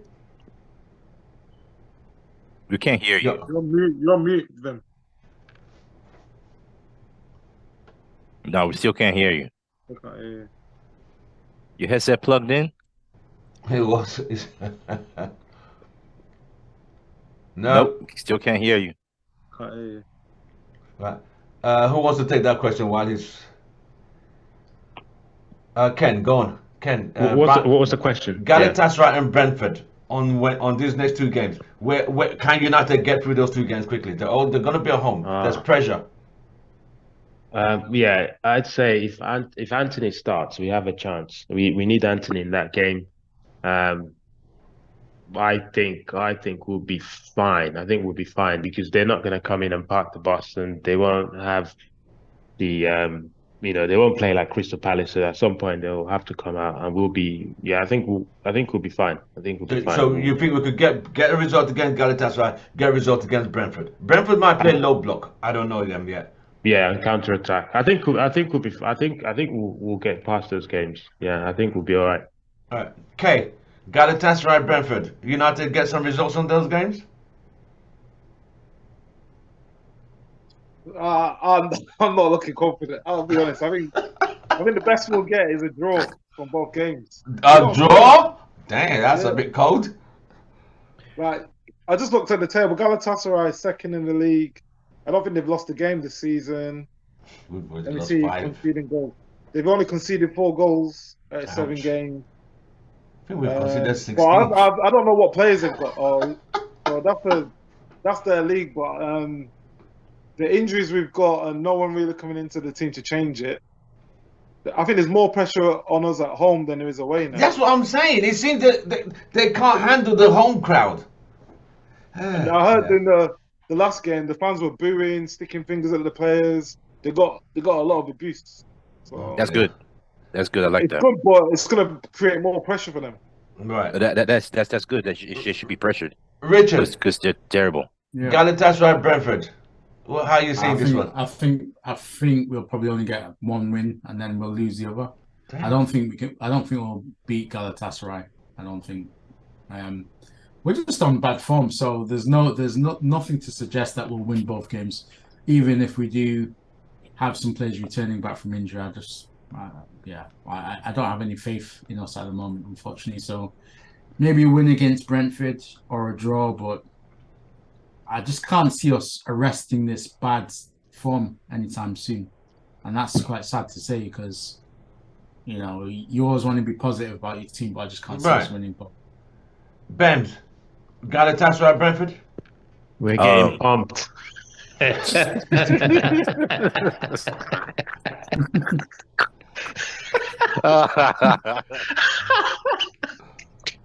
one, We're kid. getting But remember, Ben, we're playing at Ken's Fortress for the two games. Man. The last time I checked, we got pumped in the fortress. We got pumped in the fortress. There's no longer. I don't have any confidence in this game, man. I mean, you guys know me very well. You know I am. I'm gonna tell you what I feel. I'm gonna tell you the reality of things, and the reality of things is I don't see us winning any of those games. I'm with Kay. This is not a fortress. This is Old Trafford. This is Old Trafford. Oh man! So Ben, so you're saying you're not expecting anything against Galatasaray, and you're expecting to beat Brentford at Old Trafford on Saturday. That's what Kay just showed you right there. That Old Trafford picture. Yeah, that's us. That's us for the rest of the season. And that's how like oh man, that's messed up. Terrible. Man. Yeah. We're not gonna win in those games. I don't have the confidence we will. Not with this form. Vim. Sound now. Testing. Yeah. Testing 1, 2, 3. Yes. Right. Galatasaray Brentford. So just looking through Galatasaray's squad, they've surprisingly got some experienced players. Icardi, Dries Martins, Lucas Torreira, Wilfred Zaha is there, Tete. Oh yeah, I forgot he's there. Oh, Hakim Ziyech. Hakim Ziyech. Davison Sanchez in defence. Oh no, I have to think my options now. Yeah, but Zaha doesn't start though. He didn't start the last Champions League game. No, but he's still a good player. He always gives us trouble. So Hazel, he's always, even when he played for Crystal Palace, he always give us a problem though. They seem to have a very experienced squad though, which is, and you know, experienced players know how to get the job done. Right. Whereas a lot of our players, some of our players don't know how to do that. So where are you leaning towards? Potentially, this could be a slippery game. Where is it, home or away? Old Trafford, both games. We're at Old Trafford. Knowing our form at the moment, I think it's a potential banana skin. Could slip up here. Both games, even at Brentford. Brentford are having a little bit of iffy form at the moment, aren't they? Yeah. They're not as what they were last season when they were on fire. Yeah, I don't know with Brentford. They can do a lot of damage when they want to. So I'm not sure what's going on with them at the moment. I haven't been watching them. But Brentford generally, I think they did the double on us, didn't they, last season? Yeah. I know that. Yeah. They did the double on us. Stadium, but I don't know if. Yeah. So I think the way we're playing at the moment, the way everything's going at the club, we could potentially lose both games. Wow. But also, what Richard is saying, yes, our share price is tanking. It's quite low. Since 1st September, our share price is bottoming out now. So, and you know, going back to what I was saying earlier, that potentially is there this self-sabotage that's going on in the club where players don't want the owners to stay, and the only way to force them out is to go to the bottom of the table and hover around. Yeah, hover around. So you agree with Richard? Man, Richard was giving us false hopes in that group, man, a few months ago, man. Let's just say I got told by somebody who said he had connections to the club. He messaged. You know, to be fair, this guy he'd been getting things right before, so I trusted him. I said, "Are you sure?" He said, "Yeah, trust me." Is that sweet chili sauce? Yeah. Okay. Quickly. What did your source say, Richard? Man. He said the announcement will be done in February or something. Some rubbish. Because now there's a lot more news coming about Wasim going after them again. I don't know if this is just clickbait. I'm drained now. Have you noticed how it's always after a bad result? Yeah.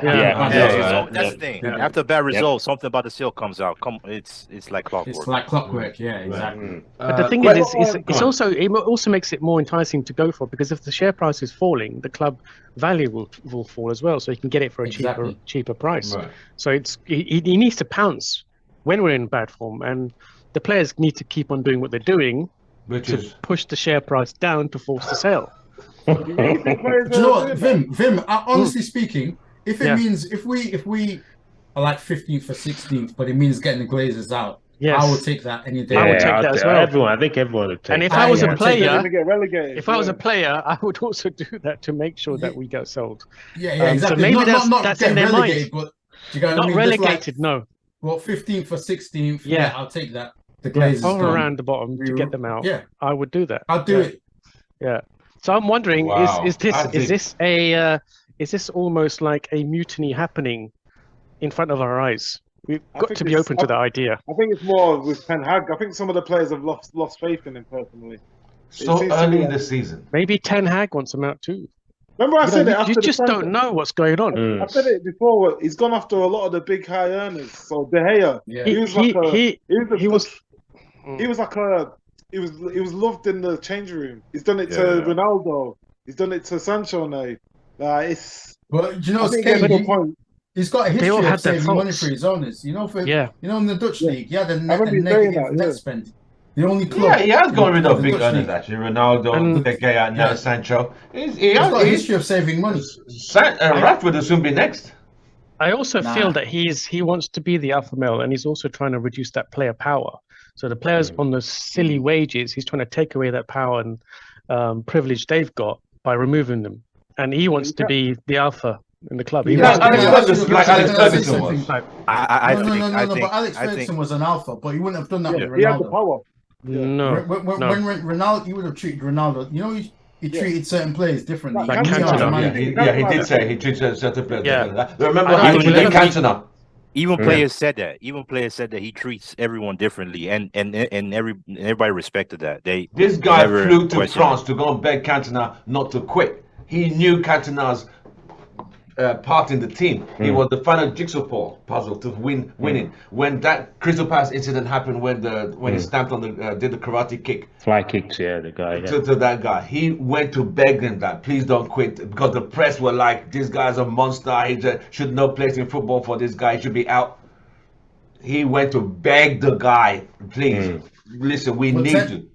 Well, you listen, Ten Hag's not used to managing these types of players. That's true. Yeah, That's the problem. that's true. So when That's when true. you're not used to managing these types of players, you want to try and assert your authority, right? Right. You're gonna want to like you said, Tim. You want to be seen as the alpha male in the camp because you're not used to managing these type of people, and sometimes it doesn't always work because some people will just see through it. And like Kay said, some players might not be responding anymore. And to be fair, Sancho putting out that statement. Can I ask you guys a serious question? If Sancho had a manager that he respected more, do you think he'll do that? No. Do you think he'll do that publicly? No, I don't think so. There you But go. considering he has had issues with previous managers, like the Dortmund, Yeah, manager, he's had issues. Yeah. he's had issues. But, So but this wasn't when Sancho was playing good. This wasn't coming out.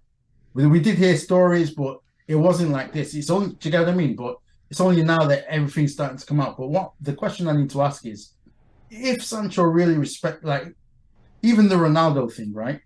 If Ferguson had benched Ronaldo for a couple of games, I think Ronaldo would have been like, okay, he's trying to. it's he's probably trying to the way preserve they my do energy. it, not the way they You know say what I mean? it. Zidane, when he was at Real Madrid, Zidane didn't play Ronaldo every game. He benched him. Yeah. But he done it, but he was like, okay, I'm going to bench you in this game, but I need you to preserve your energy for the big games that are coming up. And Ronaldo accepted it. But I think with Ten Hag, it was like, I'm going to show you who's boss. You're not going to play. And then I'm going to try and bring you on with 2 minutes to spare, just like you're some like random academy graduate. Like, you knew what he was doing. Like, and That was insulting. Yeah, That was insulting, though. I said the that thing was is, rude. I think it was easier for Zidane and Fergie to be able to manage Ronaldo that way, because they've isn't the proven winners, right? Look at Ten Hag. True. Ten Hag, what have you won? I mean, yes, the Eredivisie, you won that, but what have you won? Have you won the Champions League? Both of those managers have won. Well, Champions League, yeah. yeah, they both Yeah, both of them exactly. won the Champions League, and they've won is in leagues in there. I mean, Spanish leagues and Premier League. So it's easier for a manager to gain control when look at my resume. It shows. Yeah. Right. You've Yeah. got to So, build on that then. That's what we're saying. Like, Yeah. Ten Hag's doing it early, thinking that he's got the authority. Sometimes you've got to pick your battles. Like, the fact that Sancho's still not apologized says to me that Sancho feels like he's been hard done by, and I think that's the biggest problem, because normally someone Yeah. would back down and the player would be like, all right, I'm sorry, but He's not backing down, man. he's not But- backing but- down. And that's But we don't But know yet the again, ins there's and too outs. much player power in that squad, Yeah, though. player Like power what needs to go. like Mm. you can't. In a way, I see what you guys are saying, but I see where Ten Hag is coming from. Something has to be done. Like you could say, yeah, pick your battles, right? But then, I mean, even you say, okay, I'll just let things go. The players will still do what they want to do. So you got to Well, do. Exactly. what I'm trying to say is, remember, like with Pogba and Mourinho, the player always wins. Why you've got owners like Glazers? The They player all will like win. live the manager. Yeah, the this is what but I'm trying to say. Sancho's not played well enough to. But what I'll say is, Sancho during that week that when Ten Hag said he trained poorly, we don't know what went on the conversations that him and Ten Hag had during that week. Ten Hag might have said, "Oh, well done in training. You've been training well. You've been doing this." And then at the end of the week, he throws him under the bus and says he's not been training well. So no, I'm trying to think, why is Sancho not apologizing, right? Because he doesn't seem. Why is he not apologizing? So, like Kay said, he might feel hard done by. He might fit for. Hold on, you might have been telling me one thing in training, and now that you've lost to Arsenal, it takes pressure off. You throw me under the bus. Now I'm not going to apologize. Or you might literally just not have been training well, and Ten Hag is right. Either way, it needs to be resolved. Do you know why I reckon he's not apologizing? Right. Because I think that one thing I've noticed with Ten Hag, he doesn't always say the truth when he's doing his press conferences. And I think that him saying that Chancellor hadn't trained well is a lie, and there's something else bubbling underneath that he's not being open about. And so Sancho is basically not going to apologize because he's a liar.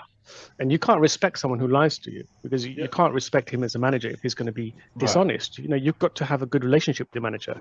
But was And that I the believe best Sancho- way? I mean, By going on Ronaldo social said- media? Was social media the They best did that with outlet? You could have Ronaldo gone as to well. knock on the door No. like, bro. I mean, but this is a manager that took him out of the. Ronaldo said said the same thing. what he says something in public, and what you see that he says in public is not what you see behind closed doors. Ronaldo said it. Yeah, he outed him. But I when I watch Ten Hag's interview, I don't find them very engaging. I prefer to listen to what the players have said about the game. They're actually more honest. Ten Hag has a certain mythology that he says throughout all the interviews, and it's pretty much the same. He's holding a lot of stuff back, but he's just saying the same stuff, regurgitated after every single interview. Just listen to his interviews. I don't find him interesting at all. Yeah, we've played well, even though we played shit. Not good enough. He's good not enough. honest. Yeah, And but if he's you- not. He's not going to I out can't his plays all the time, though. No, but you don't need Yeah. to. You don't need to. Yeah, you but can you- be but- honest about your analysis of the game. If he's honest, the press complain. If he outs the players, they complain. But So you- what you does don't he do? need- He has to You say don't need exactly. to You out a can't do player to anything be right. honest. You don't need to out a player to be honest. Listen to Roy Hodgson's interview, for example. He would talk about refereeing decisions. He'd talk about penalties being given away. Listen to other Pep. For me, just rambles on about a lot of stuff. Listen to Klopp, the way he gives his interviews. There's a lot more sincerity when they speak, and I don't sense that. with But Ten Hag. but you see, No, but you Ten Hag mentioned does Klopp, say- you mentioned He's not sincere. Klopp and Pep. They already have achieved a lot. They're not under pressure as Yes. much as Ten Hag. Ten Hag is. Yeah. I He's think in if his you, deep down, Ten Hag is under. He's feeling the pressure. He's feeling, Especially when they on the press conference, they're still asking about Sancho, which is stupid. They're still asking the same question, and he's going to give you the same answer. I will He's tell not you gonna guys say- this, right? Listen to the players that have played on the Ten Hag in previous clubs. Just What do they listen say? to what they have to say. What have they Every said? one of those players say that Ten Hag wants perfection.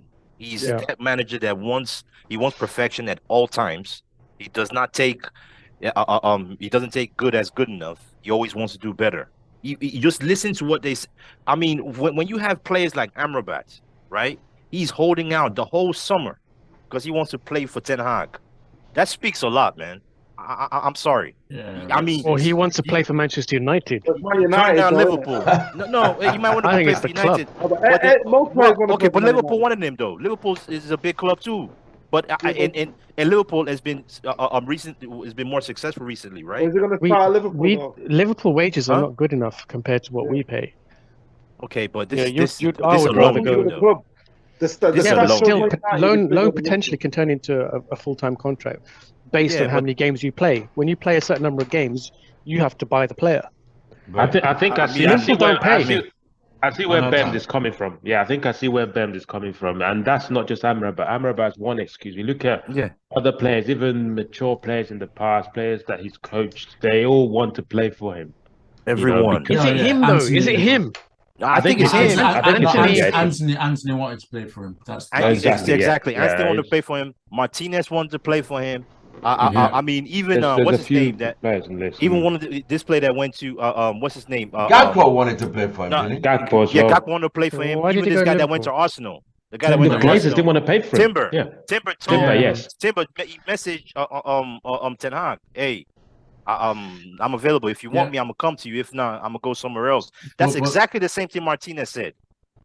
But these are players that from the Dutch Eredivisie. They've not played at the you know top what I mean? level. Yeah, they've not Yeah. played at. This is the pinnacle. I do agree with that. But what I'm saying is that these players want to play for Ten Hag. All They these have a players, relationship yes, with him. they But want to there's play for also Ten stuff Hag. about Ten Hag's agent making a hell of a lot of Yes. money out of Yeah. these deals that are It's coming almost like through. Oli again. Hoyland Yeah. as well. Hoyland was Remember Oli had the his same agent agent. as some players. Yeah, and so I wonder if Ten Hag gets any kickbacks from this anyway, privately. Yeah, I mean, don't think a he manager did can do clarify right. that in an interview I don't think a recently, manager saying can do right in this club, man. that- I don't think a manager can. If you, I'm with Bems on this I one. think I think I mean to me I'm tired of blaming managers, man. I'm tired. Yeah. I'm too. I'm at the I think point- players need to I- take There's Ben, nothing Ten Hag can do. Then he should be Yeah. getting more out of this team than he's getting.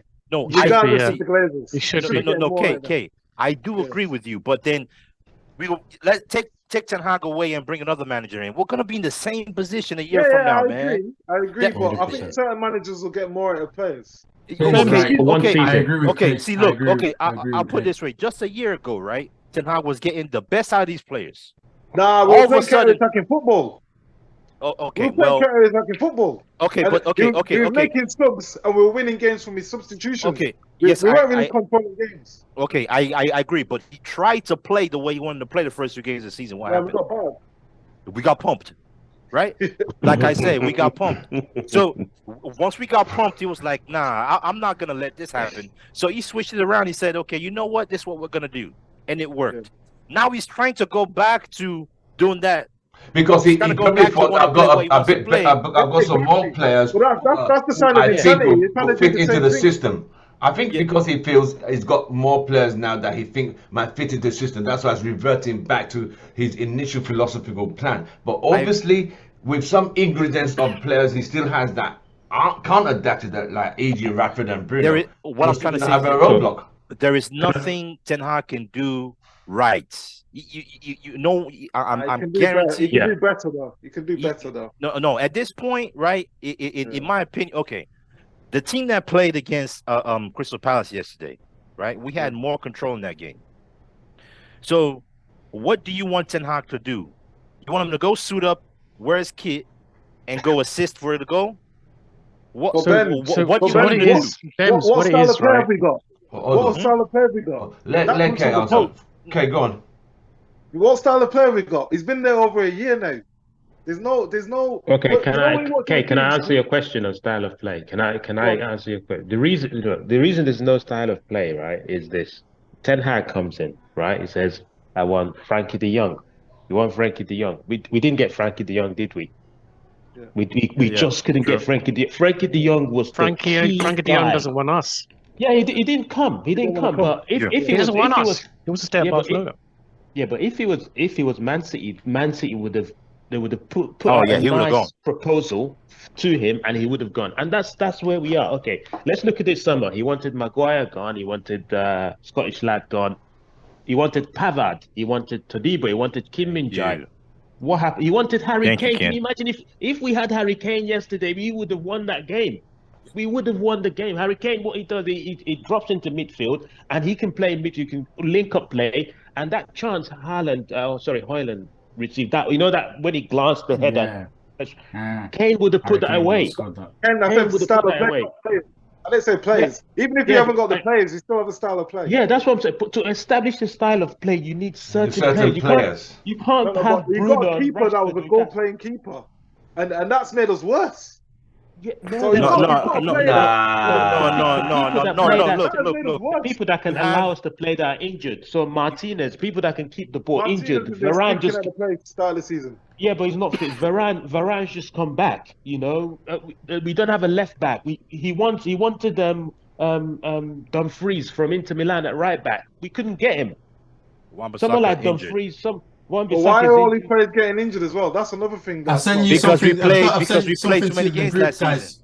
Guys, yeah. I sent something to the group about why the players getting injured. Pep comes in, Pep's gonna say, "I don't want Bruno. I don't want Rashford. I don't want this I think guy. our physio department is terrible too. How much is that? Yeah. 400 million. We're not. So Pep will have to play with what we have, and the players we have now are set up to play counter-attack, and that's why if you look at yesterday's game. The defense, there's a huge gap between defense and attack. So all our midfielders play up front. So you have Højlund, you have Casemiro was up front as well. Everyone was up front, and then it's basically there's no one coming back to get. That's ill discipline. That's ill discipline from the players. That means they're not listening to the manager. We don't have the players to do it. That's what I'm saying. We don't. But look at Mourinho. What happened with Mourinho? Happened with Oli. They didn't get the players. Under Mourinho, there was a distinct style of play, even though he didn't have the players. Yeah, but you're the one that's been saying that as well. That Mourinho didn't get what he wanted. And but there was still a style of play with Ten Hag.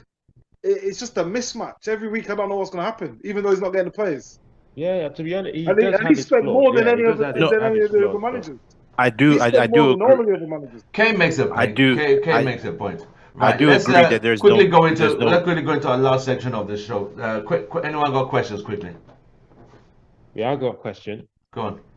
Do you think it would be a good idea to have Maguire and I know it's not everyone's cup of tea. Maguire. I'm gonna say no for you answer the question. The reason. Well, hear me out. Maguire's a swear word now. He is. Hear me out. You have Maguire and Varane. Dalot at right back and play Lindelof at left back. Lindelof is shit. So that brings Amrabat and Casemiro in midfield. Ken is making a point somewhere. Why are we playing Amrabat at left but how back? good is Lindelof at the left back? No, but Maguire is injured. Put Dalot left and put Lindelof on the right. Injured. I think Maguire's been injured. I think so. He's injured. Did you see that pass he made yesterday? That's a good thing. That's a good thing. If he's injured. Did you guys see that pass he made yesterday? It was. I think after that pass, people went home. After that pass, that was a mess. VAR saved him, didn't he, in that game as well? Yeah. That was a. What did he do? Was it a handball or something else? Handball, yeah, from across. Yeah. All right. Lindelof does this. I don't know if you've noticed, but Lindelof, when he gets the ball, he does this. Like, what do I do? What should I do? Come to me. I need to pass to you. He doesn't know what to do. He can't. His decision making is awful, and he's always late. Because we haven't got a ball carrier. You know, a proper ball carrier. I thought they said Mason Mount was a ball carrier. Is he not? No, Mason Mount's not a ball carrier. Mason Mount's not a ball carrier. He's not. He's not a ball carrier. The ball carrier. Yeah, that's why he needs to play in midfield. But the ball carrier that he always wanted was Frankie de Jong. That was the heart of his team. Yeah. And he never got that. Look at Rodri. So what's the next best to that? What's the next best available for who's in the same Frankie de Jong mode? Right now, another ball carrier is Amrabat is a ball carrier, but not as good as de Jong. Not as good as de Jong. Not even half. League as well. Not even half. The pressure that's on you in Premier League. You don't get time in the Premier League. I think in Italy, you get time. I think it's a slower pace. You're right. I think what's his name that went to Arsenal? What's my brain? Declan Rice. Declan Rice would have been a good one, man. 105 That would have been a good one. If we got Rice and Kane, we would have been solid. Like solid. The spine of the team. The thing is, that Ten Hag's disrupted the spine of the team, and you've got Højlund now. You've changed the keeper. The back line's not consistent. It just feels like no one knows what they're doing. But Kay, are you taking this into consideration? He's had a few injuries which keep changing his plans week in. You're not giving any little consideration for injuries? Look at Brighton when we play them. They changed how many players and they still play the same way. Okay. Yeah. That's a brilliant point. Good managers will slot in players into a system and you coach them and you drill them on how to do their role and a specific role. We've got a lot of academy players that do play well, that are good enough for this team. And we saw 4 of them, I think it was, in the midweek game, and they did a good job against Crystal Palace. We need to start bringing in some of these younger players who are a lot better than our first team players. And as long as they know what system they're playing to, like Pep creates, anyone can slot in and do a good job. We've seen Pep players be in C team in that system and beat good teams, even beat us. Right. So I think that system is not quite there yet. And he keeps persisting with his favourite players, which is destroying us, i.e. Rashford. And I think that's his undoing. Wow. I'm going to say this right now, right? I don't think we're going to see a style of play in this team until the Glazers leave. Yeah, I agree. Wow. I agree. I don't care who manager that comes in. We should be seeing the system before the Glazers leave. I mean, I would like to. Ten Hag we should. needs to show his system to keep his job when the Glazers He leave. tried to show the system last season. It did not work. The players failed. If you don't have the players to play that system? He doesn't have the players to play. That's another thing. He Does doesn't have the right players to play. ingredients, the right doesn't have the players. personnel to carry out the simple instructions of what he wants? That's another thing. If He Pep doesn't and have Klopp, players. I think some of these guys are just too thick to understand what Pep they and ask Klopp of them. can promote academy players to fit into their system. Why can't we? Our academy is just as good as theirs. Okay. Exactly. No, hell no. No, Vin. We've got Hell some good no. players. Garnacho's academy player. No. Palacios considered. No. And the system is. Look, Vim, what our are you talking academy about? system The is- club and its system. Our You don't academy think we've got system good is not academy as- players? Our academy system is not as good as City. No way. Do you think no we've got way. good players in the academy? No, we have some good players, yes. That's But what I'm talking about. But our system is not good. The academy system is not just the players. Though. Our system of play is not good. Yes. We've got good players in the We've got academy. good players in the academy, but the system of playing the club is not It's good not enough for just a them to system do. of play. It's not just Because a system there's of someone play. who told me something It's, once. it's not just system of play. It's like it's also the coaching behind those players. It's also how you prep them, right? It's also is in their mindset. How you coach their mind, right? So that's Okay, what this is part what of the we're system of doing. play. This is where That- you're gonna be next Right. year. This is where you're gonna be in 2 seasons. Right. We're planning for you So- to go to the first team. It's everything Yeah. counts. Everything is in. Yeah. So system of play has multiple parts. You've got to break it down. You've got to chunk it out. So that will be coaching and specific coaching on how to play in this system. Right. Yeah. Promoting players, the right type of players that fit into that system. It's not just saying we have a system of play and go out and do it. There's so many parts to it. For us to have What a you- system of play in the academy, right? The first team manager has to implement that. Exactly. Yeah. That is. I He has to really, implement that. Ben, let me jump in That's quickly. the only way. There was something someone told me about Klopp and Liverpool. That No, but you anytime can't- he brings a player in from the academy or the second team, they know exactly how to play with the first team because there's way the first team and the under 21 and the reserve they play the same style at Liverpool. So when you bring in an academy player, they know what to expect, what to play. There doesn't need what. So we are not implementing the same philosophy further down the line. So it should be like a manufacturing line whereby this part should fit this. Even though you're younger, that's what you're asked to play. We'll train you. This is how you should play. But with United, one player will go there. No, I don't understand this system. Okay, Tim. and it becomes bunch of individuals. But Tim, remember Ten Hag oversaw the academy last season. Yes, I don't know if he's still doing it this season. But for me, it's not even that. The biggest thing between us and City is the pathway to the first team is a lot closer at United than it is at Man City. Players can't even get on the bench at Man City because their squad's so good. Right. Like, you think Pellistri, Garnacho, and them guys are even getting on the bench at City? They're No way. nowhere near the bench.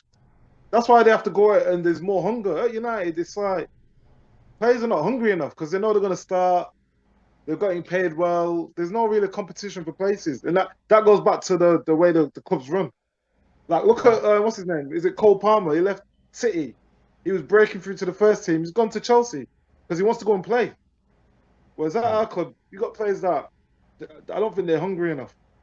Yeah, and to add to answer Vim's question about we need to promote players to fit a system. what you need to realize with him is this is Manchester United Football Club. If you go and do that, you can do. Ten Hag can say, you know what, I have to enforce my own style of play. But what happens when you lose 6-1? You lose 3-0. You lose 4. Look at Brighton; they lost 6-1. You know, when the Zerbi came, he had the time to lose a few games. You know, to be able to establish that style of play.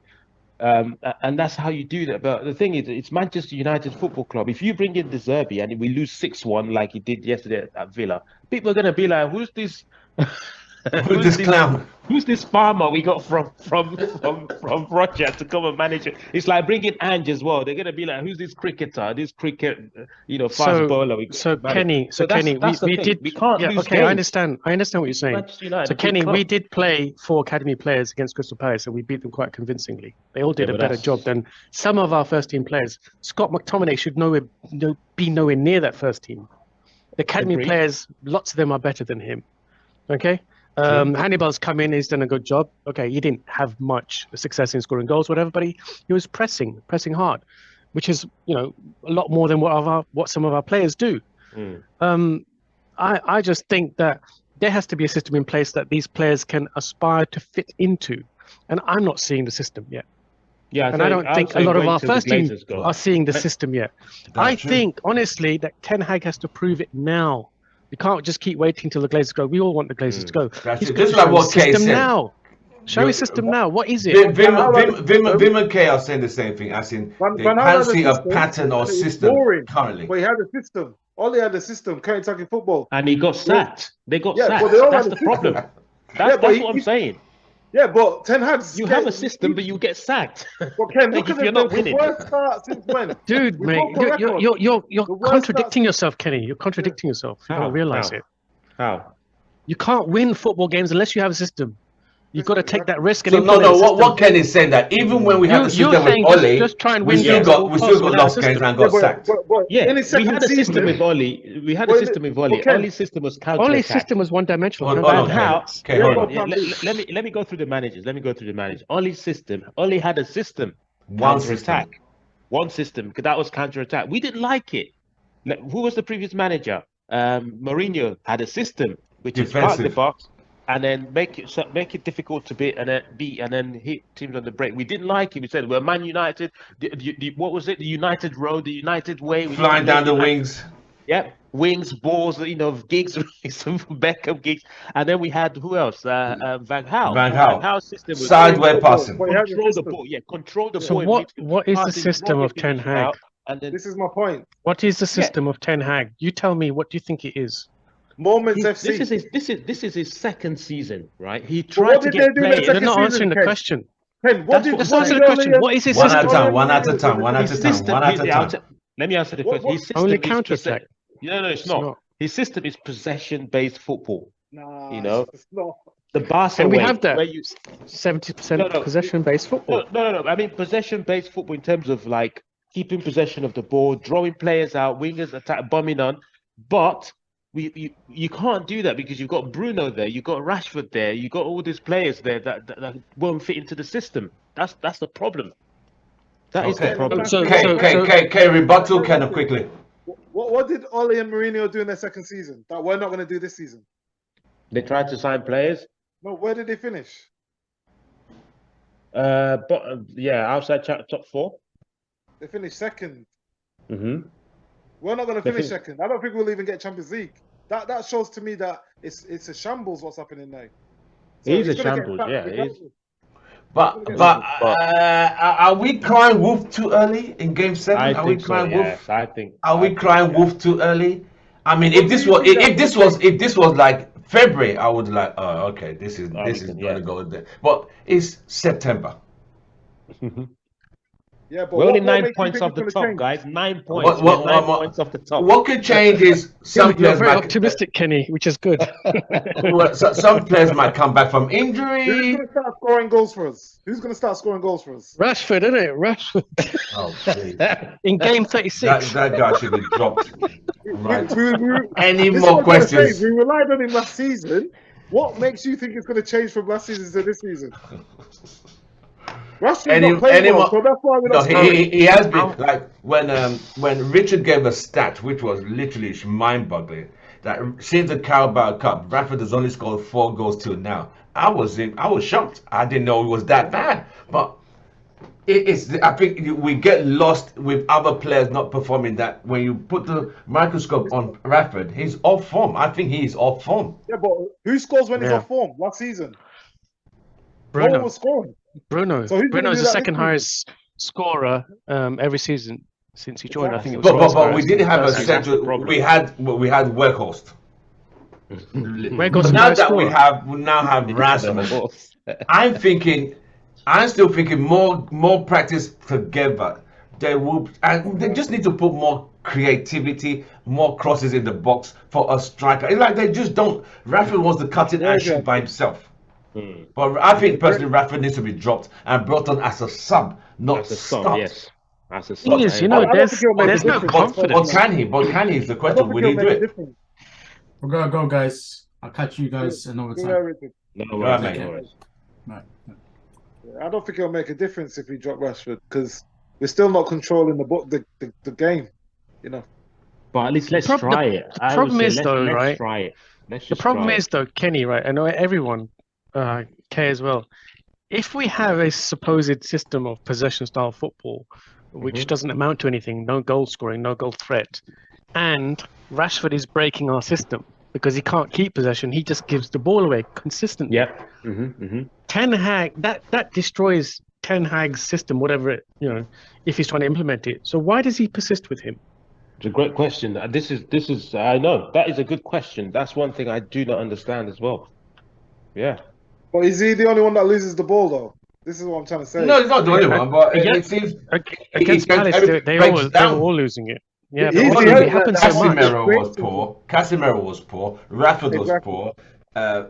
Bruno was poor. I thought the only bright spark. Bruno didn't make that many mistakes, though. I watched the extended highlights No, he again. didn't make I that watched it many. again and again. He didn't make that many mistakes. He actually he was overcompensating for Rashford's lack of striking ability. I don't know if you saw how many shots Bruno had on goal, but they were quite fearsome shots. Striker type shots, yeah. He seems to be overcompensating for Rashford. I think he likes Rashford, and they had a good partnership. So he's trying to protect him. Yeah, he likes every time he gets the ball, he always pings the ball to Rashford. But that's But I think he's also right there. He also doesn't want to throw him under the yeah. bus. I feel he doesn't want to throw him under the bus. So he chips in with the striking. He does love to score, but he's compensating. When your mate can't do something, you try and do it for him. And I feel that's what Bruno's trying to do. Instead of Bruno trying to find Rashford, how about finding Rasmus, who's a striker? No, but he goes for goal himself, Bruno. And you know what? To be honest, he does have a good shot with his skinny legs. Yeah, no, he Bruno. does pull a lot There's of power. Portuguese players. There's something that is in the Technique. Portuguese feet that Yeah. they got some rockets on there. You go Yeah, back but to you've Ronaldo, gotta hit Nani. These guys hit You've got to hit the rockets. ball on the sweet spot with your laces, preferably to get that power in the shot. But you've got to find that you've got to just have that right rhythm in your game to hit it. Apart from me and Ken, everybody here has said there's no hope for the next 2 games. Literally, that I think so as well. I think so as well. The way we're playing, I think the best we can get is a draw. I think confidence is really low at the moment. But it's up to the players to turn it around. I mean, losing, like you said, they seem under more pressure at Old Trafford than when they go away games. I'm not saying they're going to win an away game, but against Bayern Munich, there was a spark like, all right, let's not get humiliated here, because everyone expected to be humiliated. At Old Trafford, it's like they concede a goal, and it's Heads dropped. head drop. It's like, oh, everyone's watching us. They panic. They They should not yeah. panic. They shouldn't. You're at home. The fans are on your side, bro. But it's then they start making more mistakes and like, what is wrong with you guys? Come on, bro. These people you're playing for aren't strangers. They're on your side. Do what you're supposed to do and get the game. You know what that is? What we're missing? Character. Remember Pogba? Even if we went 1-0 down, he'd still want the ball. In our team, people start hiding because they don't want to make a mistake, and that's the problem. Amrabat wants the ball though. I saw that a lot on Tuesday. Yeah, he comes for that ball. Yeah. And there was a stat compared to him and McTominay. It was like night and day. I like Amrabat, but there's another thing I was thinking about. I don't know what you guys think.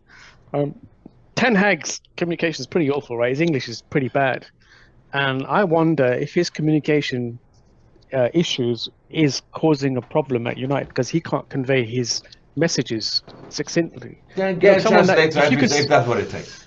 Yeah, because even his second in command, what's his name, Van der Gaag or whatever, I don't hear anything from him. What does he do? Quiet. He just sits there, doesn't say anything. Steve McLaren as well. What does it? Steve Steve McLaren, I'm disappointed in, as in he knows the history of the club. He was there in the treble season. So but if you as top head coach can't communicate what your style of play is or what players should be doing, and your coaches don't understand you, how can you as a coach or assistant coach tell your players what to do because you don't understand what the main message is? Is there that problem that there's a communication problem in the club because Ten Hag's English is so bad? Well, there's also that problem. We all laughed at Kieran McKenna, Ollie's assistant, right?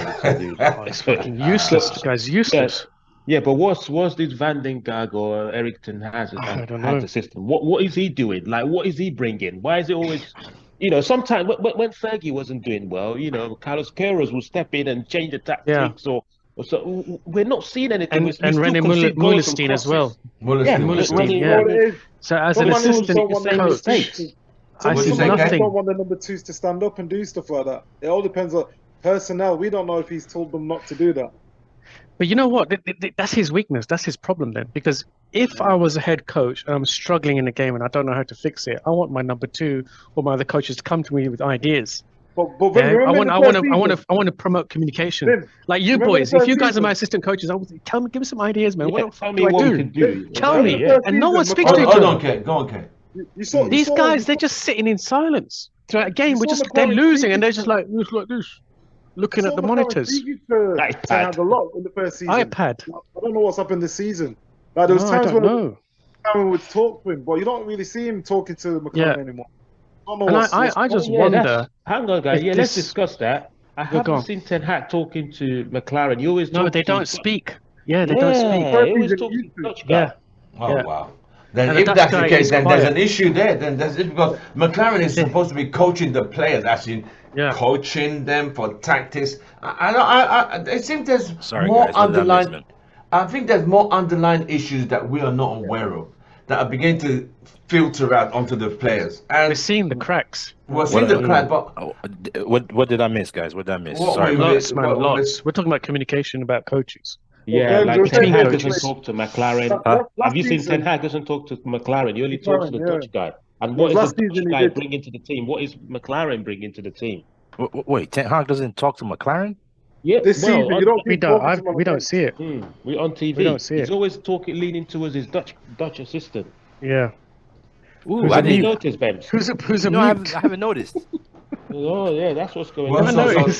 So it obviously seems there seems to be a communication. I hope it's not a rift whereby they I mean they just have to work together and get the result. But McLaren was so you're saying that could be in that there could be something going on there. It could be, but you have to communicate with all your coaching staff, one level or the other. Like Tim said, McLaren was brought in to kind of. He's been there. He's won the treble. He's won multiple league titles. He should be seeing these mistakes, this cutbacks, score again against Palace, cross line, and the mentality of what is expected from you as a United player. Because he's been there. No, McLaren would know. McLaren would know what's that. Yeah. So just to give background, there, McLaren handles all the on-field coaching and training. So he takes the players out and they do all their training.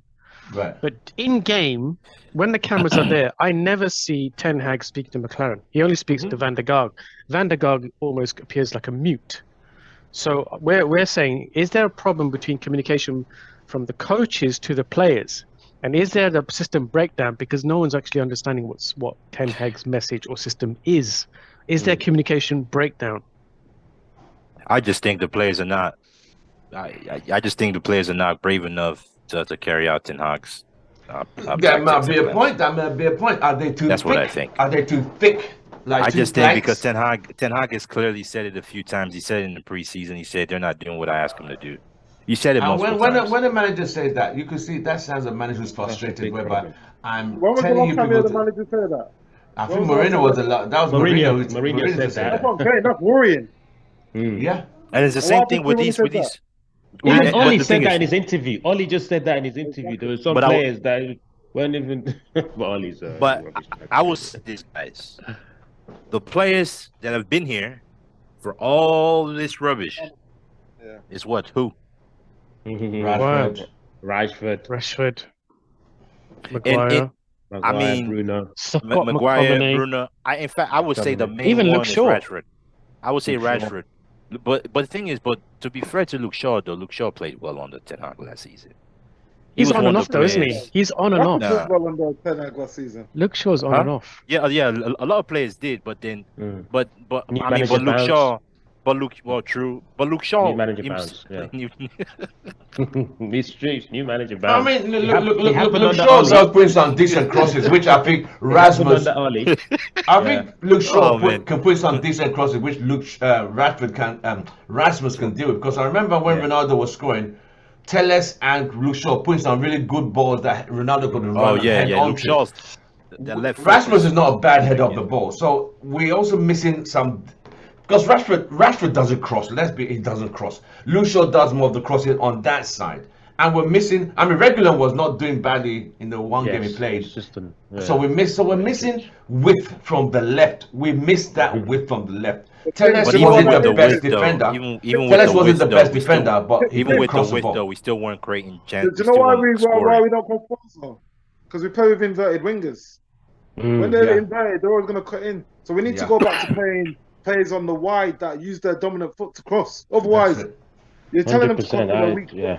Yeah. Yeah. And I the agree. time you take to, But again, someone's gonna be on. the reason why we play inverting wingers a lot is because the recruiting, right? We recruit players. 90% of our wingers are right-footed, and so Yeah. most of them prefer to play on the left, Mm-hmm. Yeah. right? Rashford wants to play on the left. Sancho wants to play on the left. Who else? Garnacho wants to play on the Garnacho. left. I mean, So who else? mentally, normally when Anthony is the only one normally on the right. Anthony would have been ideal to And just play Anthony on is the left left-footed, On the left, yes. and Yes, swinging the ideally. crosses. but And he's the swinging only the crosses. left-footed. He's the only left-footed winger we have. Exactly.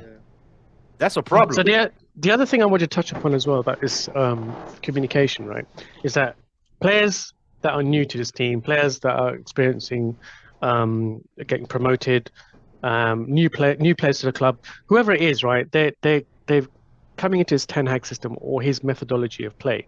If you don't understand what possession-based football is and how to keep possession, then you want your coaches to teach you, right? Mm-hmm. Mm-hmm. But if your head coach can't convey it in terms that players will understand, then there's going to be a breakdown or a mismatch of communication. I want my coach to tell me, how do I keep possession? If I lose the ball, how do I get it back? Yeah, I'll go and press. But once I get possession, what should I do? Should I go forward? Should I go sideways? Should players come to me? How do we keep possession? How does Pep teach his players to keep possession? And if you can't communicate that to your squad and your coaches, then the system's never going to be learned. No, it won't. I find it hard to believe that Erik Ten Hag does not know how to explain his tactics to these players. I find that very hard to believe. In fact, I can bet money on it that there is no way that Erik So you're Ten literally Hag saying the players does are not just know. they're too thick to They just don't. comprehend his No. It's not just being thick. I just think the players just can't do it, man. I I just so- think I they think can't they- do it. So hold, no, I don't think that's true. It's They're down in one. tools. It's two. It's There could be couple some of that things. too. Kane said the downing tools. But They did it last okay, season, though. okay. Again. But down in tools, it's almost Down like Why in are they the down same in thing. tools? The players are not doing what the manager wants them to do on the pitch. If it's downing tools or they can't do it, either or, they're not doing what the manager. Or they're not listening.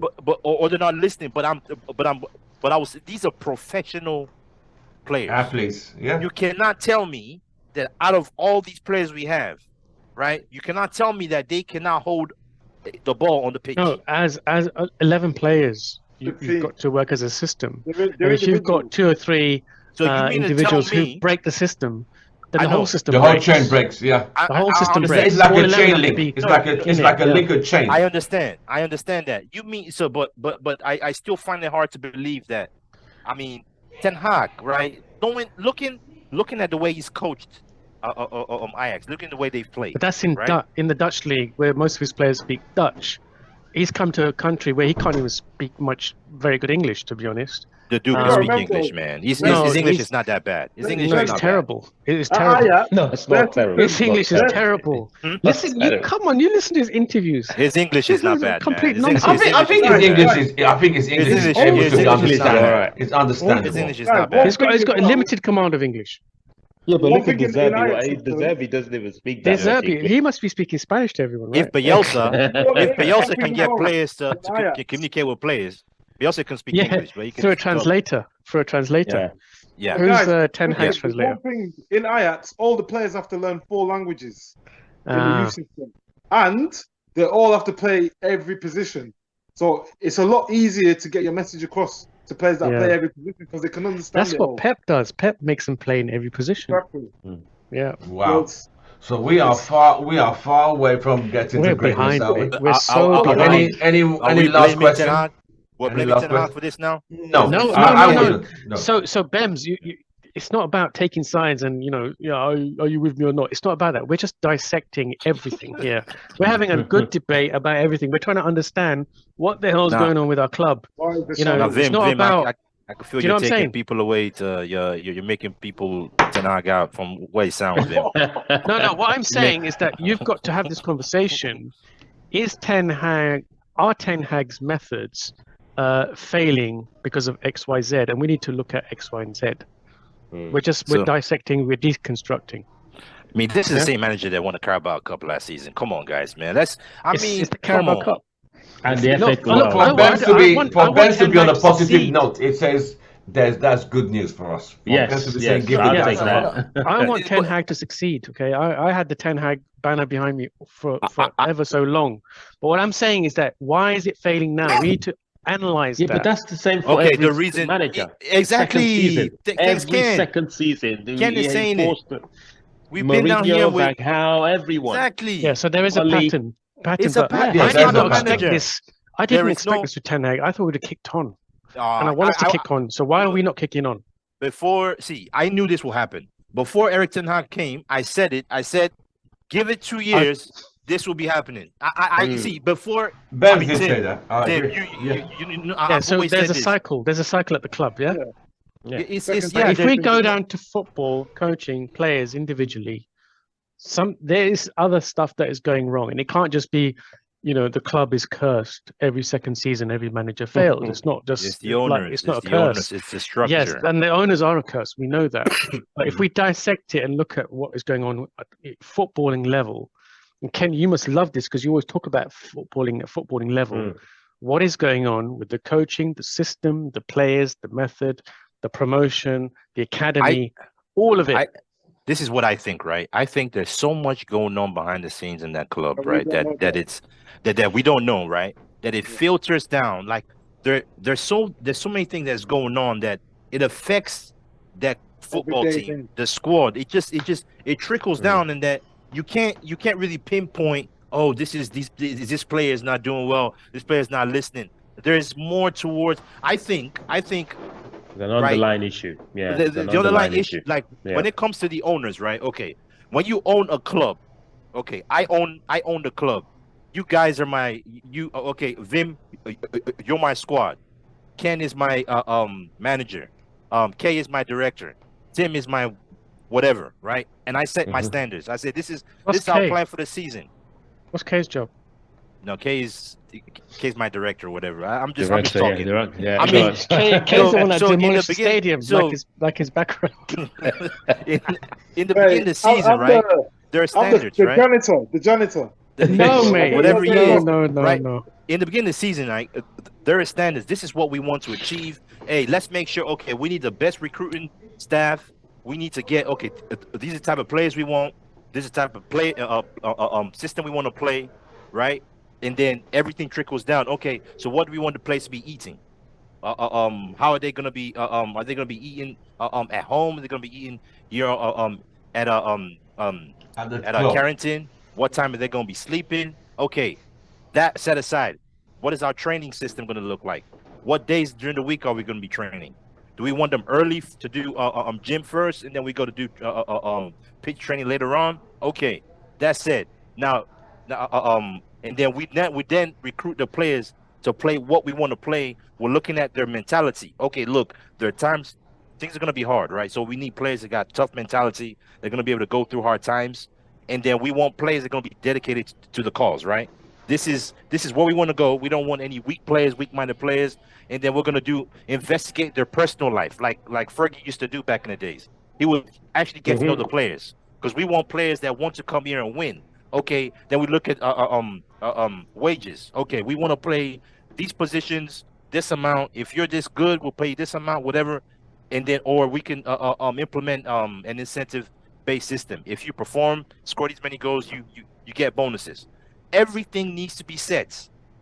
Everything that I'm saying, right, and then it trickles down. When the players come into Carrington, you see the tea lady.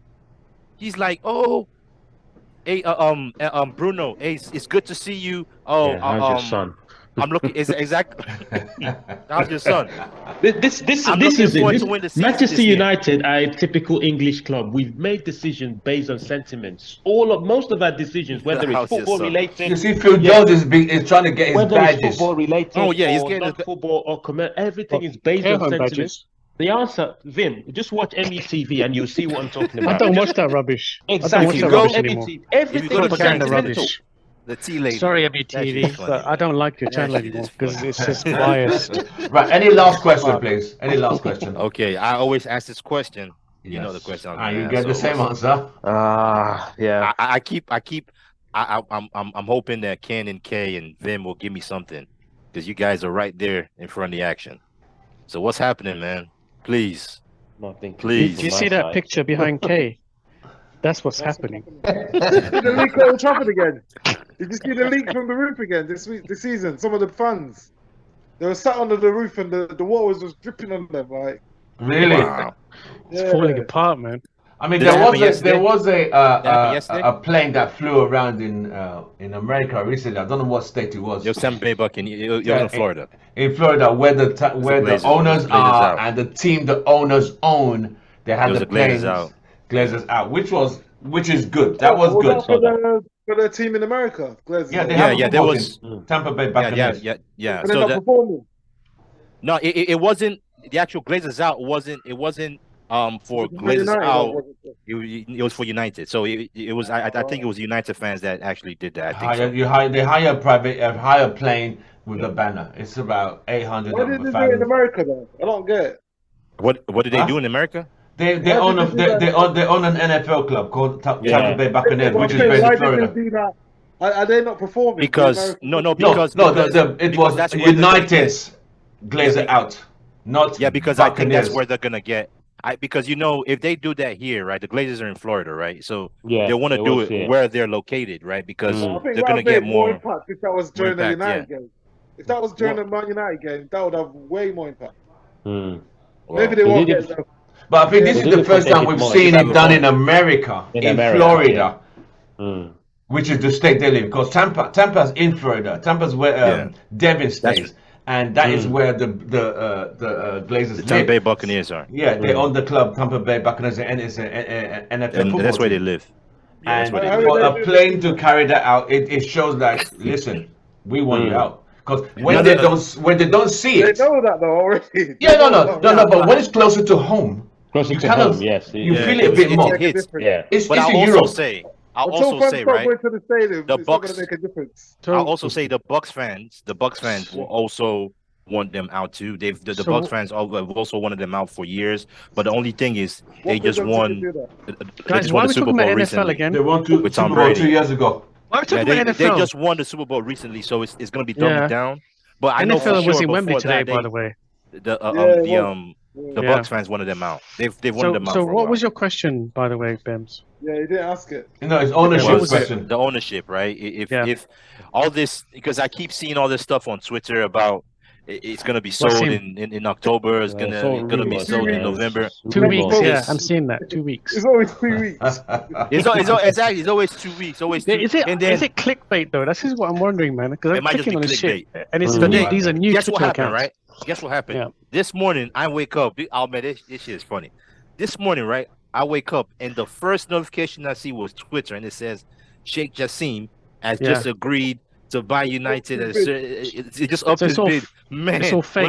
No, but when it's I still at saw 6 billion. It happens excited. after United Still lose. 6 billion. But when I saw it, right, I was like, "Ooh!" Like I was so happy, and then I was like, "Oh." So you know what that does? man. It's like Come on, man. almost This is just it's keeping you interested. It It's took me keeping your 5 interest seconds. in the club, isn't it? It's almost done strategically. Them But just after losing United both to lose. Manchester United. Let's bring him back. No, Let's but bring you know him what? back. Imagine waking up because They're doing it to the fans. I mean, you've been sleeping for 8 hours, and you wake up. The first thing I Yeah, mean, you're not I'm seeing fully it too. awake. So that's the first thing I see. I'm still You're kind of like, sleeping. I'm whoa, like, it's happening, it's oh, yeah, it's happening. And then I get back to reality. But do you see That though shit was- how clever social media is and artificial intelligence? Yeah. It knows that you click on Man United's links all the time, Psychological. and then you I suddenly didn't even stop. click on it. This shit was on No, my, but- it was on Yeah. my home screen. It But knows, it it knows knows what- everything. it knows that you're notification was right interested. there. It knows that Analytics. you're interested. Yeah. Mhm. Yeah, and it knows that it's gonna bait you in. Keep you interested in Manchester United. They know they're losing fans, so they've got AI and all this other stuff, social media, not the Glazers, to keep you sucked in, to keep you involved, to keep you in the game. Right. That shit was I think crazy. that's what's happening Versus- to all of us. That was the first thing I saw this So morning. I think that we should be different. No one should be protected or have that protective status. We need to scrutinize everyone and everything. And not assume. Mainstream media doesn't do that. Okay, they don't dissect Ten Hag. They don't dissect Rashford as much. They don't dissect the tea lady. You know, we need to go and dissect everything and talk about it. And I'm just saying, if we can discuss it, if there's something to be discussed, we should discuss it here in this channel. You mean we need to talk about the tea lady too? No, Well, tea lady, she's doing her you know job. what I mean. She's been there since Alex Ferguson If- days. She's been there Yeah, for a like- long time. That shit's And when she funny, man. retires, The she's tea gonna lady. hand it on to probably hand it over to her sister or her cousin There or you her go, aunt. Tim. Or her daughter. Yeah, her daughter. The whole thing is So- just It's kept in the family. The tea lady. Yeah. That shit is funny, man. No, Every time- Yes. But that is Ken it's says a that shit, tradition, tea mate. lady. So It's a if she tradition. retires, yeah. she's gonna hand it down to her daughter or her sister or her Sister, cousin, or something. and That's they what normally continue. happens. At And United. the buzz of She, the she could be spiking the tea for all we know, right? And then the players can't perform. I won't be surprised, mate. Putting some Rohypnol in there. Anything else, tea guys? lady. Anything else? No. Okay, well, probably. I guess when one is this question, right? case picture? When's that going to happen, man? When's that stadium going to be pulled down? When we get new owners, hopefully. 2 weeks. Next year? 2 weeks. 2 weeks. Next year? You know In what? 2030? Change our group picture to that one. Yeah. And Yeah, change that to change that. Yeah, change that to that. I think I just And- let's keep. Yeah, If change we it, tear yeah. that stadium down, should we move site? Do we have to move site? Do you We'll reckon? find that hyena that Pogba buried as well. Oh, do you guys honestly believe that? Come on. No, that's not. Oh man, Whoever came up with Live that, hyena. whoever came up It with was that, his brother, must- isn't it? his brother, His brother. this that is the came same up. brother who tried to blackmail him and organize. You know, I mean, when it comes why to would his money, brother want to do family that to him? is money. Because I believe if Money he talks. asked Pogba for money, probably give him 200,000. But this guy wanted about 11 million. It's shocking, isn't it? It's shocking. It's sad. 11 mil. Yeah, His own 11 mil brother. from his brother. Yeah, his own brother. Wow. You couldn't even ask for a mil. A mil is decent. it's From your brother. greed. A mil is greed. decent. That's like He want- what? And Couple I months salary. I know Pogba gives them enough money, but he want there's Does enough- he? Does he give him enough? He would have looked Hey. after them, I'm sure. That's the thing, right? Because I mean, I'm pretty if you sure he have- has them if on you payroll, come man. from, I don't know how many brothers and sisters he's got. Two brothers. If you have Two one brothers. sibling, Two one brothers. sibling who's super successful, Hmm. you know, sometimes family members expect you to look carry after everything. the rest of the family. Yeah, Yeah, and almost, you know, And look there's after more and, everyone he, and to a even reasonable though he level. has his own And has he family, done that? Yeah. But then that- I'm but just that's looking not at an excuse football, to go why are they blackmail doing him. it? I mean, But that's Pogba, not- Yeah, no Pogba one can make should be your life- blackmailed. all But Pogba needs to- when you have become successful, you have an entourage, and the Yes. entourage is looked after, and they're Yeah. probably thinking, well, and I'm not saying this is true, have they been looked after as well as the entourage? Perhaps maybe they Pogba feel they didn't have an haven't. entourage, so I don't think. You never really saw Pogba with loads of people around him, to be honest. No, not really. but I'm just wondering, why have they done that? I find it just hard to thinking, believe that why have they Pogba's not done it? supporting his brothers. I find it hard to believe because I think he's it's close to his jealousy, brothers. innit? It's jealousy. Jealousy. Because you Yeah, gotta I think remember, jealousy. the I two find it Maybe hard they're to not even believe. close. Maybe One they're at a two time, one at a brothers time. weren't successful. The two brothers weren't successful in football. Yeah. So I think there was a lot of They got jealousy. jealous. Yeah, they got a bit jealous. But why would you be jealous of your family? You know? Yeah. No, you wouldn't. And then that comes down to bad parenting, then, right? Yes. Family I values. think his Yes. father's his father's His dad passed. It's passed only the away, mother. remember? Yeah, when it's he- Yeah. it's a while that's ago. best. It's that's best. Yeah. He talks very But highly then- of his mother. He talks very highly of his mum. His mum was also with him I think his around, mum lived with him. Yeah. His mum lived with him. Yeah, his mom lives with him. Yes, that's correct. That's true. and he's got He's- two So- kids so he now. never Two got kids his- got one kid. He never No, got his he's brother. got two. I think he's getting. I think he's going on 3 now. And he never Yeah, got his yeah, yeah. I think he's family getting- or brothers it's- involved in his I management. think his wife just gave birth. No, They he were didn't. playing them. He didn't. They were Didn't playing. bid. No, he They were didn't. Yeah. playing. Didn't bid. And when their careers faded, he didn't get them involved somehow, just to keep Yeah, I them. think that's to on be side. fair. I think yes, Keep that's them on why side. he didn't really carry them along and try to maybe like bring them into his business. He kind of left, and that's why they 'Cause- thought, if you're gonna be 'cause- like that, we're gonna. Yeah, because break you know down what the would bar. have No kept reason them for them quiet. to You do know, that thing. even I bring mean- them into the management company I and mean- pay them 150,000 a year, which I is mean, not all much the- to Pogba. That might have I'm kept sure he them would have quiet. looked after He them. was making 270, It was 295 only a one of the week. I mean, brothers. all them though. It times- was only one of the brothers. Yeah, so It was only 150,000 all a year the is nothing. times I think the older one, Matthias, if that is right. Yeah. They're twins. Yeah. They're twins. They're twins. They're twins. Okay. They're not. They're twins. They're the It was same twin. age. It was the Yeah. one that he played against. Remember when he played in the Europa League? Yeah, That yeah, one. yeah. Oh, is that one that did it to him? Yes. Yeah, the older Man, one, wasn't it? Yeah. I mean, you see him like they're all dancing together and all that stuff. Yeah. You would Videos think could that be they would happen. videos could be deceiving, bro. Believe that. So, That yeah, does It not can sound be. Pogba, right? Pogba was injured when one of them was getting married, right? Yeah. And then And there he was went all to that the wedding. speculation that he went Yeah. for the He wedding got in instead trouble, of remember? yeah. So you mean to tell me they're not close? Why is he doing that if he's not close with his brother? And I bet Pogba probably paid for the half of the wedding. Well, you never know these days. Yeah, of course he would have. I'm sure he would Of have. course, man. That would have cost him probably half of one of his weekly wage, Yeah. maybe less. But you know, maybe United will pay 290 a week. A weekly wage, you know. Yeah, it's 290,000 a week. Yeah, that's a lot. But imagine that wedding. Like you know, Rashford might not be a great footballer, but he's brought his brother into as his manager, Yeah. Both of them, and both he of keeps his family close. Yeah, Yeah, he keeps his yeah. family close, and so Yeah.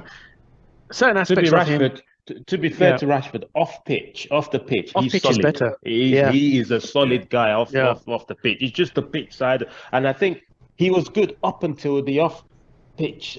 Is like when he started that food campaign. That's why opposition fans used to, chant and diss him because of that. As soon as he started the free school meals and all the other It stuff, elevated his football status. just went. Yep, his football I just think went all like that- that. But you I know guess that why went that into- is? got He into went his head against the too. government. He went against the government, so the government Yeah. are going to have an agenda as well. So I think the might fact be that he true. won, I think that because he won, that thing has got to his head too. He feels like he's It a raised poster his boy. profile and his Yeah, popularity. yeah, yeah. Because But do you know when- that He knows Rashford he's a said that he poster didn't boy. actually. I said he didn't actually start reading till he was 17.